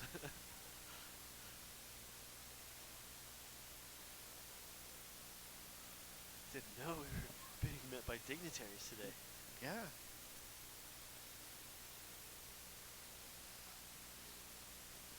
We're here in the third game of the bowl series here on the first day here at Iona College. Terrific day, beautiful weather, nice crowd, really fun games. AIC against Iona, that ended up 26-7. And Mary Washington against Temple, that ended up 40-29. Both of those games, the winning team had to come back from a deficit. Michelle kicks ahead. He's got to chase it. And Susanna managed to do a pretty good job to do something about that. Freeman Tauthong said, why are you passing it to me?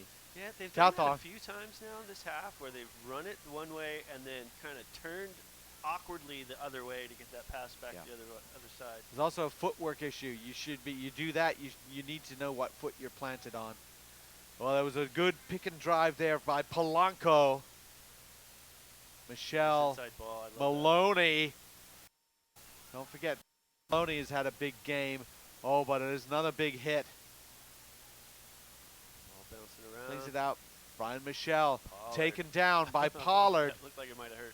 Yeah, he looked at it. I think his life flashed before his eyes when that happened. Please, Pollard, don't hurt him. Charlie horse possibly. With Yeah. those big hands. Well, there is a penalty against Stony Brook.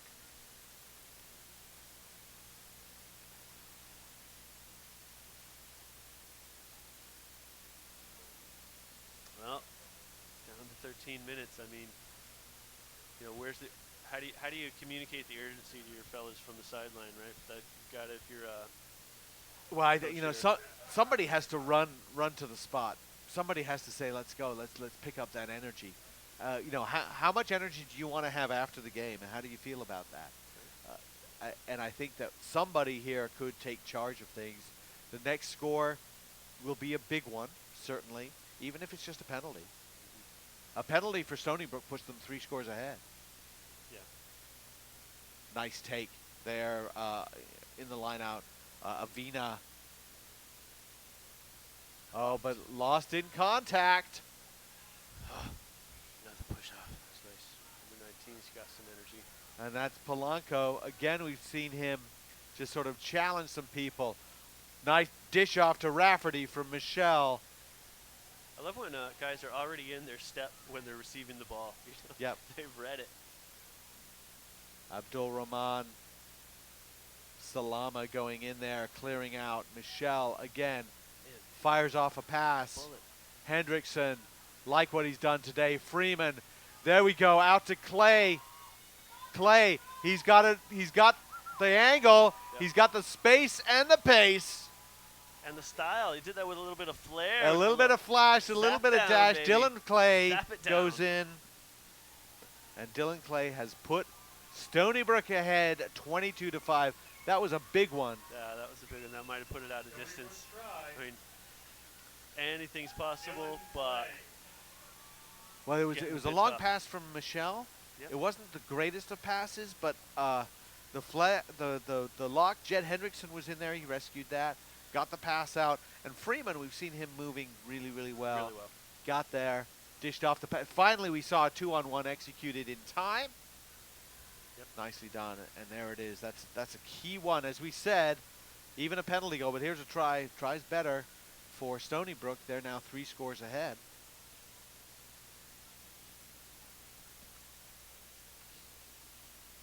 I like Brian Michelle's pass. I know that one wasn't as accurate as you would like to see, but man, he's got some zip on those things. Conversion no good. It has been, it certainly is, all the roads of points have gone through him. His decision making, a lot of control from him. I think we're going to see him Kicking get a was pretty shirt good on his today. side. Yeah, I think we could. I think we could. Who else do you think is in that conversation? well, Jed Hendrickson, we've mentioned him several times, and I guess among the forwards, I liked what he was doing. We mentioned Joe Muller, Pornprom Tauthong had a good day at scrum half, you know. And Adam Freeman, we seem Adam to have Freeman, his name definitely. There's 5 guys for 3 shirts, so we'll have to pare that down. Michelle gets the Ferrazzoli. pass out. And there he is, Driving Ferrazzoli. through. Oh, Keeper he just wasn't had, real tight on that tackle. it's about time you gave me some space to run in. Tauthong out to Aiden McNaughton, the prop. Cleared over. Rafferty Bounces got it through to flat-footed, 12. but he's turned it into positive yardage. But he's lost it as he went down. And there's Donegan trying to make something happen. Narwhal. And I think on the Ferrazzoli's Rutgers glad to be side, in the game right now. Ryan, what? Yeah. Ferrazzoli's looks like he's having a good time. Yeah, now. he Getting a is nice enjoying run. himself. And Rutgers is tough. They've been sort of up and down, but I guess Ryan McKeever, the scrum half. you Keeper's know, been good, yeah. I think he's- that 2 of the names that we keep bringing up are McGinnis and Walsh. I think though that's the hooker Max DeSanto. He was the one Yeah. that had the card, but he's had a pretty good game otherwise. I would say, Max DeSanto, definitely. And Derek Flitcroft, who scored a try Yeah. in the He was forwards. very solid. You're right about Chris McGinnis. And in fact, Rutgers has played better with McGinnis at fly half than when they had him at inside center. Pollard made certainly tried to Have do some what of they that. want him to do. Mhm. I'd like him to just run a little angrier. Yeah, I agree with you. Yep. Be a little more ferocious with it. I mean, obviously he's got those soft hands and he's got some fancy offloads, but with that frame, your strength is your power. But there goes Pollard right now. Tries to offload, loses it, ends up with Salama. Michelle again got it. So getting so dark right now. There's the wide pass. Standing him up. More. Got it away. The referee says, no, we've got a penalty. It's going to be Rutgers ball. Time is ticking away. We have not really seen Rutgers be a quick strike team. Yeah, they don't appear to be a quick start team either. It looks like their game really has to be the power game.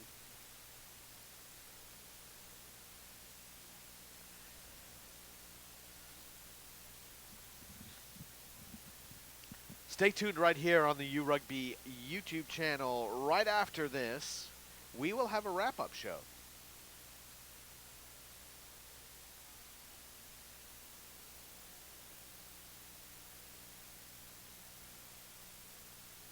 And the kick is downfield. I don't think it made Not it to in touch. Did not. They certainly chased. And Maybe there's the make it cut a miss through. again. This time Freeman puts it, kicks finds a deep. spot. There's the chase. Narwhal. Oh, he's going to cut around. Try to offload. This has been an Seawolves injury-riddled around him. Rutgers team. They're really struggling sometimes with their depth. I like the Seawolves chase, man. Like everybody on that team got down there to cover that. They certainly did. And there's the interception. Try to control it. Did Maloney? And Maloney said, you know, he took the interception. He's thinking try line right now.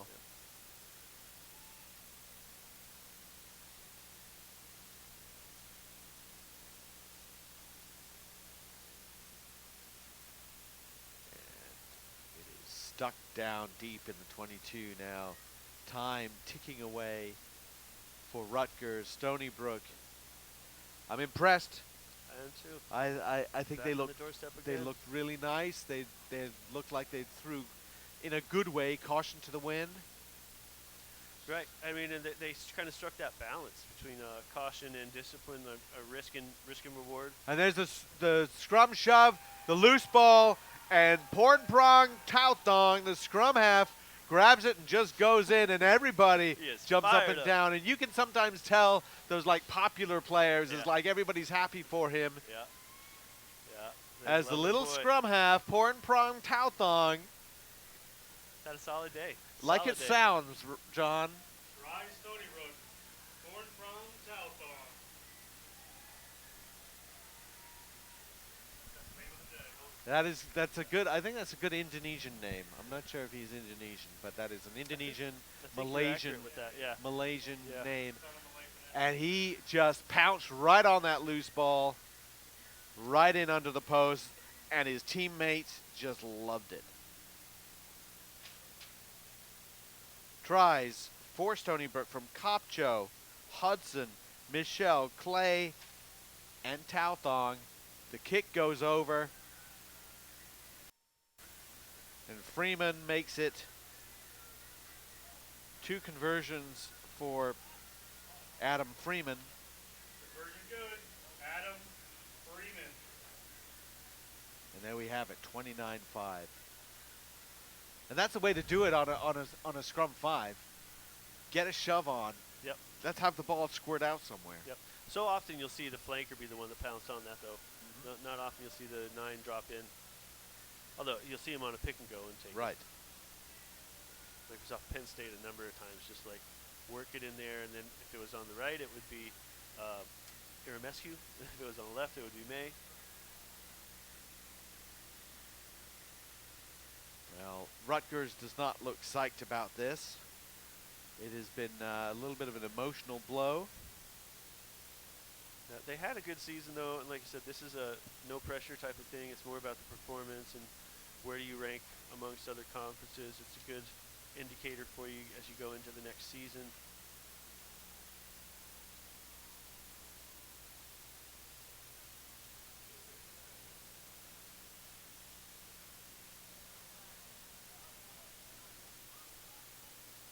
Good So deep Rutgers. kick. Rutgers chases after. They've retained it. This And is going some of with that, Pollard again, but they take him low. That was Hendrickson again. Again, with the poach, too, it looks like Stony Brook's turned it. Shell with the boot. Coming down hard. Zana had a little bit of trouble fielding that and then staying on his feet. Stony Brook not letting up, you know. I like that as well. Sometimes you get that try that seems to put the difference on them and you guys start to get disjointed, to get out of shape. These guys look like they've pulled right back in, got their heads right where they still need to be. It's a Jerry Miro coach team, right? It surely is.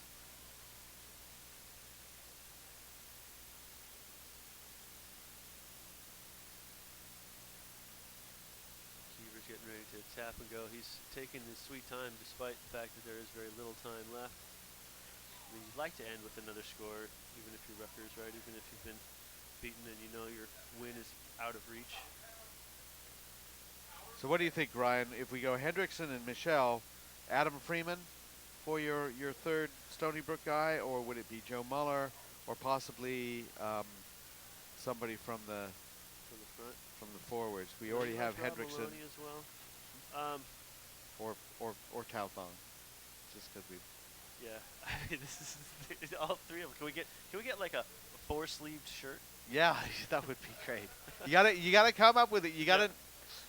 I'm gonna say Freeman. Actually, I think that Okay. like his being in the right Yeah. spot at the right time, his kicking game combined with Michelle's kicking game, like the two of them together, made it very tough for Rutgers to find any space in behind, and all those counterattacks made the platform for the Seawolves.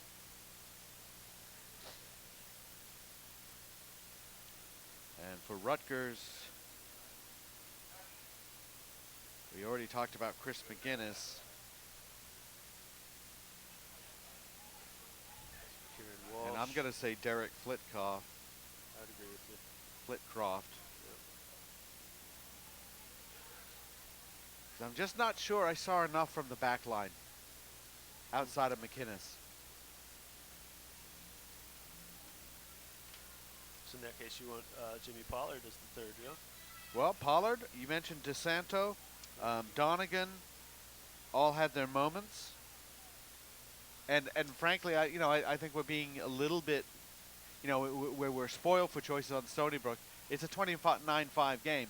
That would make sense. I haven't said, oh yes, we've got to have somebody else. But I think that another thing I'll say about Pollard is he's the guy who's supposed to be the battering ram, and he still is, and he's still the guy doing it. And there, try.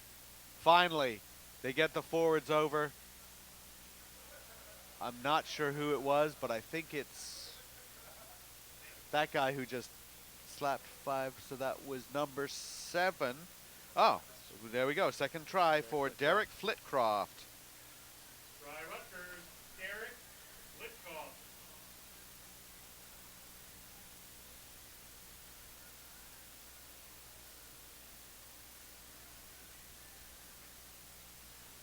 Well, they really pushed for that. They wanted that. It's too little, too late. Too little, too late, but that's how you wanted to finish the game anyway.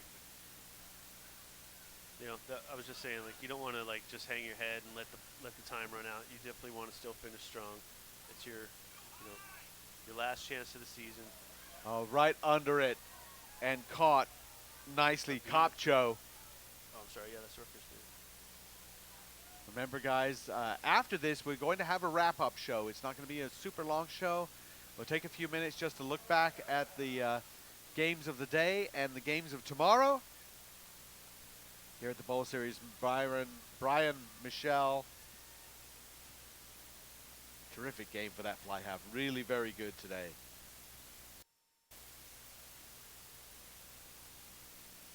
Hopjo's another one who just over and over again been at the bottom of rucks, been turning that ball over.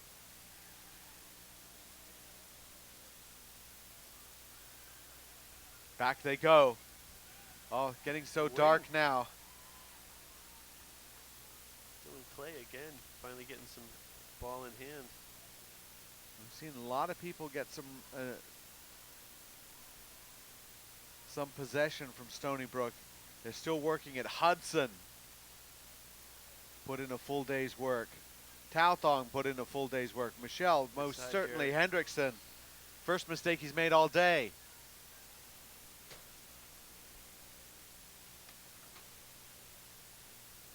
And there goes Pollard. Pollard is already, he's still working, still trying to get his team moving.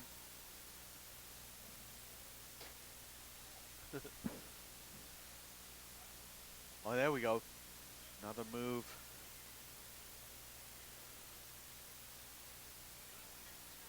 McKeever. And then McKeever tries to kick ahead, tries to make something happen. Falls over. What happened? It looked like he was tripped in chasing that. Quickly they go.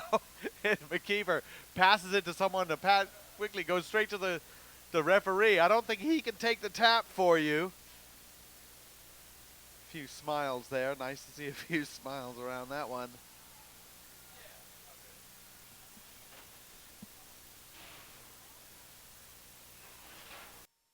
As time expires, Stony Brook wins another ball. That is it.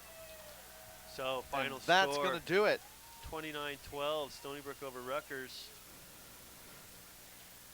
Pleasure of a game to watch. Stony Brook really was putting it together well. I'm glad to see that they got their act together at the end of the year. They had, an up and down year, looking good at the end.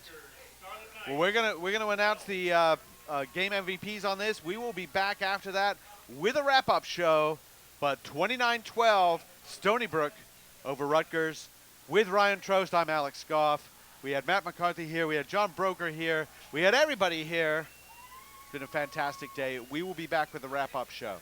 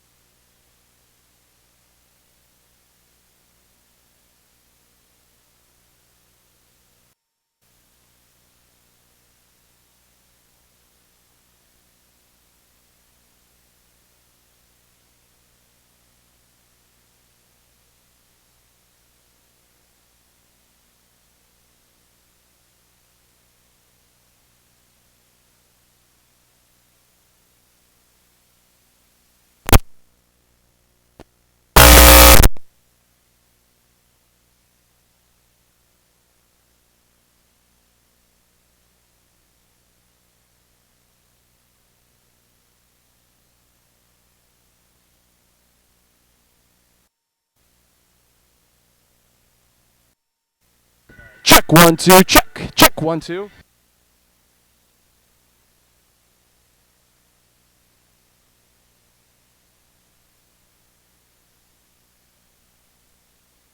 Check 1 2. Check 1 2. Check 1 2.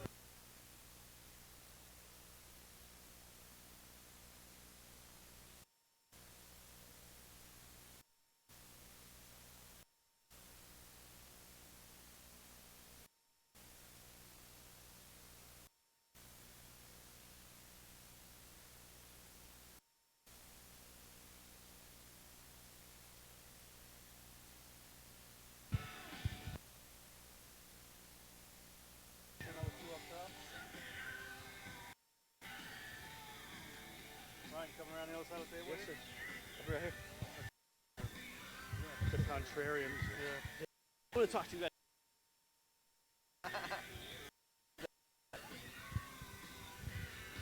Steve, you gonna kill the music? Yes,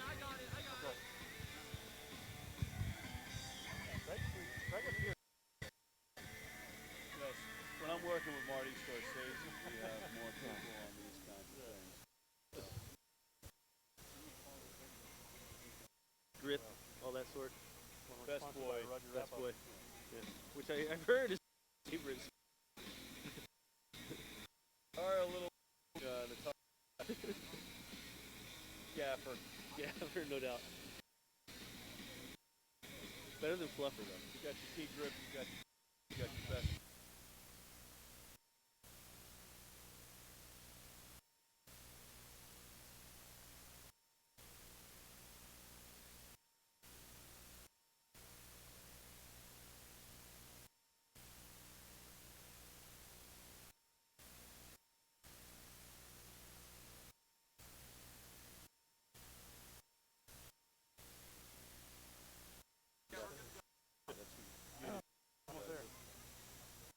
So I feel like I've been playing in the tournament all week. We're getting yelled at. We got a show going. All right. Welcome to the URugby 2016 Bowl Series wrap-up Day 1. Broker, and I'm joined here by 3 of America's best rugby journalists and media. To my left, we have Alex Goff, Rugby Report. To his left, we have This is American Rugby. And to my right, we have Matt McCullough of Rugby. Here, 3 fantastic bowl games, 3 more to come tomorrow. Before game by game here, which we're going to talk about, your general sense of the day. Steve Steele matching up these teams. We get really competitive games, fun game, so it's enjoyable to watch. I agree with Alex. I also think that it's great to how much they enjoy it, how much the coaches enjoy it, seeing their teams play against other conferences that they don't always match up with. And they take a lot of pride in having that step up when the conference is known for being maybe a little bit better. All right, we have some great conference matchups. And how about you, Matt? Well, I the whole thing about these kinds of competitions even taking place is great for America, the growth of the game in the United States. And even more special about a tournament like this is that you have high school kids and college kids playing on the same pitch. So the younger guys can see, okay, that's what does competition. All right, and here we are, Stadium, Iona College, New Rochelle, just a great setting, beautiful day. Be a little different tomorrow. We're going to get to that when we talk. But 3 games, and we started with Iona home team versus American International College, one of the big enough programs. Really match up a little different than what we thought. Anybody want to start with other thoughts on that game? Well, we talked about it being close at halftime, and then maybe AIC would break away, and it was close at halftime. In fact, Iona led 7-5 at one point, and then it was 12-7, pretty late, and AIC really broke away very late. And because of that, there was just really, I think Iona brought as much as they could, and AIC. But yeah, I think we.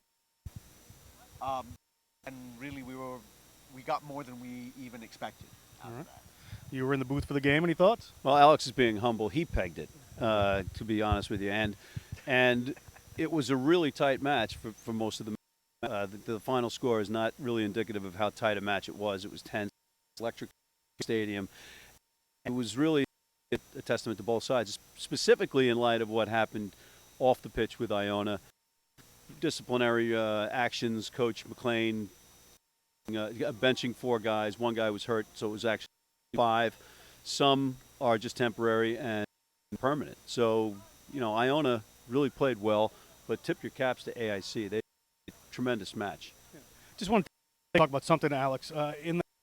We're here. It's a tight match. Bruce McLean tells us we're going to be up in there. This is our game. We're play defense for 79 minutes. That's what he's willing to do. Yeah. They're down. AIC's down to 4. Had Kabir, one of the absolute best college players in the country, it's in the bin. Where'd you go? Well, you could tell that the offensive guys didn't have as much going for them. At the time, I don't think it would necessarily be all that different because Iona's sort of conservative about that. I don't think they'd have a burner that suddenly says, boom, oh, I've now got all this. I think they were still going to grind it, still working very hard to grind it. Iona ended up being that they were held the ball 2 or 3 times, and they really hit that ball on the ground. All right. Brian? I think part of what you saw from AIC too is their excellent communication and that they've been together. The has been together for 4 years. They all work very together. I was down on the field with them. Their goal line stand. Jihad went out and everybody stepped up. Very. Curtis was right there, practically playing both positions. That team is solid right now. We're going to move on to our second game of the day, which was the Temple Owls versus the Mary Washington Chesapeake Conference. Just an up-and-coming thing, a better competition now. Mary Washington going varsity. It was a really interesting game to watch. And you were in the booth with me, so what'd you think? It's a great. I think Temple was surprised a lot of people. They surprised us. I picked this night just because. Luckily, they came and played well. They were outsized, pretty. It looks a bit outmanned, and they had everything you wanted. It was a great game, and Mary Washington out last end. I think was really represented well. Matt, you're a scrappy guy. Agree? Yeah. To that, size matters ultimately when you're playing minutes of rugby, right? And Ryan Iskowitz, we talked about him. We talked about the Mickey Spillane character, Max Stacy, I believe is right. Guys are low units, and the tough for a long. They were right there, but ultimately, size and that beef up front really wore down the Owls' defense. Jermaine Egg. The Finland national player, the high school football quarterback. This kid's a renaissance man. Number 10 played very, very well. Student too at Mary Washington. Mary Washington varsity program got a this chest, Alex. Pitch in the middle of the campus. Really up and coming program going varsity. Where do you see this going? Well, I think the conference really helps. And I talked to Tim Brown about that and how they'd had so many tense games all year. He said really the tension was out of this game, and because of that they were able to relax and play their game. But we're seeing the kind of stuff where there's a program where they see the value and money, and that's really not going to help you. They've got because they're getting students, more diverse students, or better students, or better for the school because there's a battle for just recognition. There's so many good schools out there that people don't know about because they only think of 4 or 5 names. And Mary Washington is doing that partly through rugby, and I think they should. Absolutely. So Mary Washington, Mothers Rugby, great matchup there, great game. Let's go to our last game. Just finished up. Jerry Pride of Saratoga, his Stony Brook Wolves taking on, Jerry's a fan favorite, taking on the Rutgers Scarlet Knights. In a pretty well-fought match here. It did seem to go, in Stony, but Rutgers had their good moments. You boys did that game. What do you see? Well, what we were talking about was Stony Brook's pattern coming into its own. They played disciplined, but they played creative, and they all were on fire, energetic. They've been in the Bowl Series before. They wanted to show up on a big spotlight, and honestly, Rutgers came with a lot of big bodies. Stony Brook was more prepared. All right. Well, we talked to who put in some perfect tackles on the big guy Jameel Pollard, and that I talked about that after the game, and Henrich said, yeah, that was our plan. You know, that guy off of the ankles. Let's really do a proper tackling technique. We saw a lot of tackling today. Teams that like the contact. I was impressed with that. I was impressed with Brian Michel again running that pattern. They ran that pattern. They ran. Saw a team that had been up and down say, we're going to fall playing good rugby, not worry too much about the score. Let's just play the pattern. It completely won. Rutgers not quite there in the same way.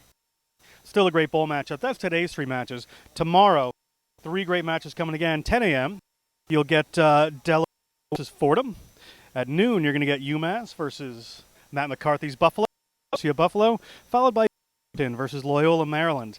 Great games. We're going to talk about them real quick just to get this wrapped up because we did some predictions last night. But after what you guys saw today, I'm guys what you think your predictions.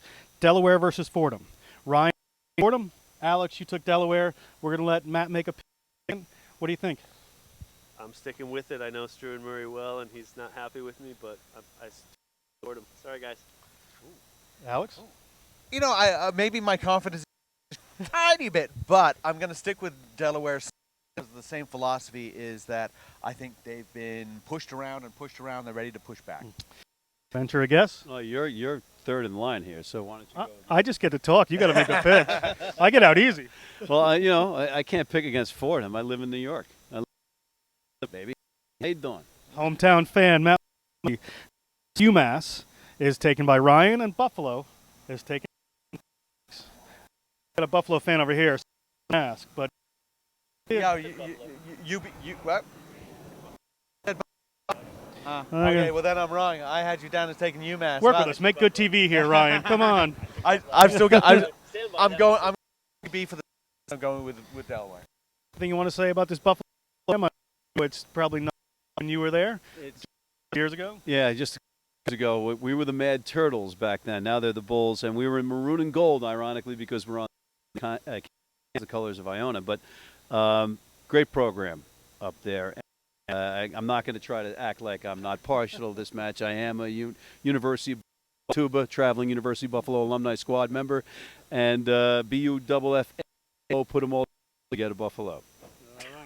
There we go. I think that rendition. Final game of the day today is Maryland versus Binghamton, and this is Binghamton conference champion, and this is sort of an here. And I have Alex down taking Binghamton, and Ryan taking Loyola here after today, especially with the Mary Washington up and coming school. You got Loyola as a small school. Anything change your mind? I think Ryan could be right in this. I'm not going to change my pick, but I'm surprised if he's right. And ditto, like this one is a wild card game. Both teams are coming in off of different conferences. We haven't seen each other. I think that Loyola was just a little bit more consistent. We expect them to do that tomorrow. Right. We have a big Fairfield prep contingent. One of our myself played at Fairfield Prep. 4 or 5 kids in this Loyola game. There's a big influence from a high school that I'm happy to be a part of now and really, enjoyed playing at many decades ago. But shame tomorrow. Binghamton, Loyola, just pick one. I'm keeping it SUNY. I mean, it's going to be an upstate New York type of day. We've got Buffalo, and bringing together, and I'm going SUNY, baby. So he picked Buffalo and Binghamton. So all New York all the time here from Matt McCarthy. All right, we have one last to do. As a broadcaster in any sport, sometimes you say, man, I can't wait to say that. That's a fantastic name.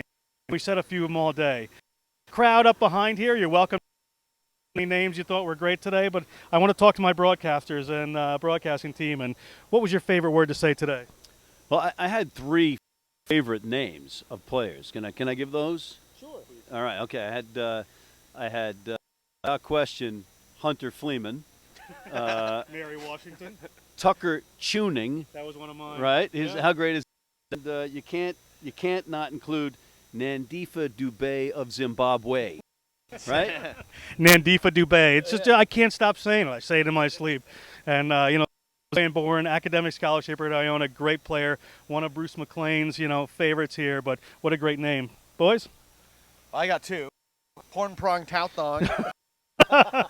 who is your scrum half for Stony Brook. Terrific player, scored a try. Everybody was happy he scored a try. Sometimes you see those players like really popular. That's great. And the other one was Royale Jones, like the Royale. Royale with cheese. Royale with cheese Jones, freshman for AIC. 2 A's, Royale. Yeah. And he comes in with the sideshow bob hair.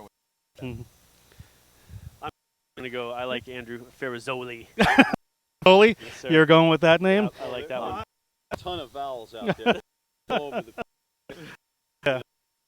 There was. We got the influence down here. I was a big Tucker tuning fan. I got to, and I got to go with new bass.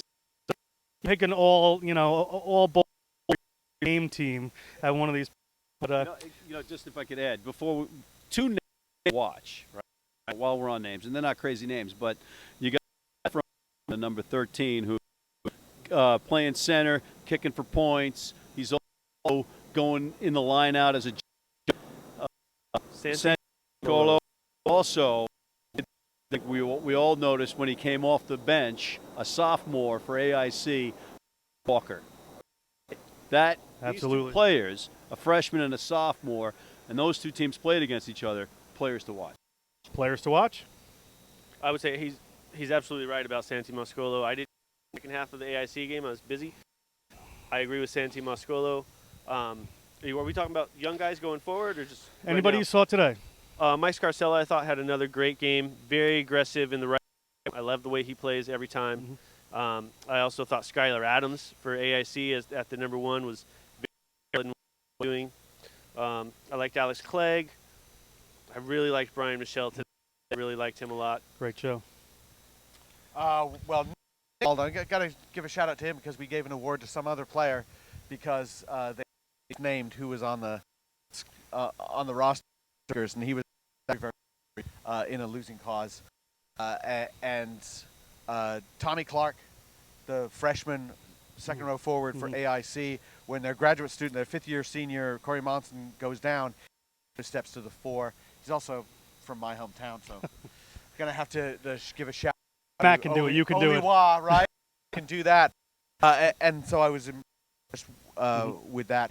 And Born Prong. We're gonna go back with Born Prong. He moved that ball well. I liked his work at scrum half. I got to put a couple of Mary Washington players out there. If we're going, there's Ryan Iskowitz, 6'5", 280-pound junior. Soft hands, taking kickoffs, putting long passes in. Just a tremendous player. And the 6'6" freshman at Mary Washington, Max Dacey, same thing in the middle of the field, getting a lot of work in. Great pattern going for Mary Washington. So really a lot of great players to see here today. Yeah. Someone from Temple. What we did during the broadcast was that hooker, Oscar Hernandez, right? Oscar Hernandez. Man, lots he of was fun to watch. So quick and so for a little blocker. Man, that kid was good. And his number 8. Wellenstein. Wellstein. Michael. We apologize to Matt Tomato. We know it's not right, but he was excellent. Yep. Great performance. Hard as nails. We're getting ready for the day here. Any final thoughts? On the next one. If you're watching this and you're a rugby team, college team, next year. This is.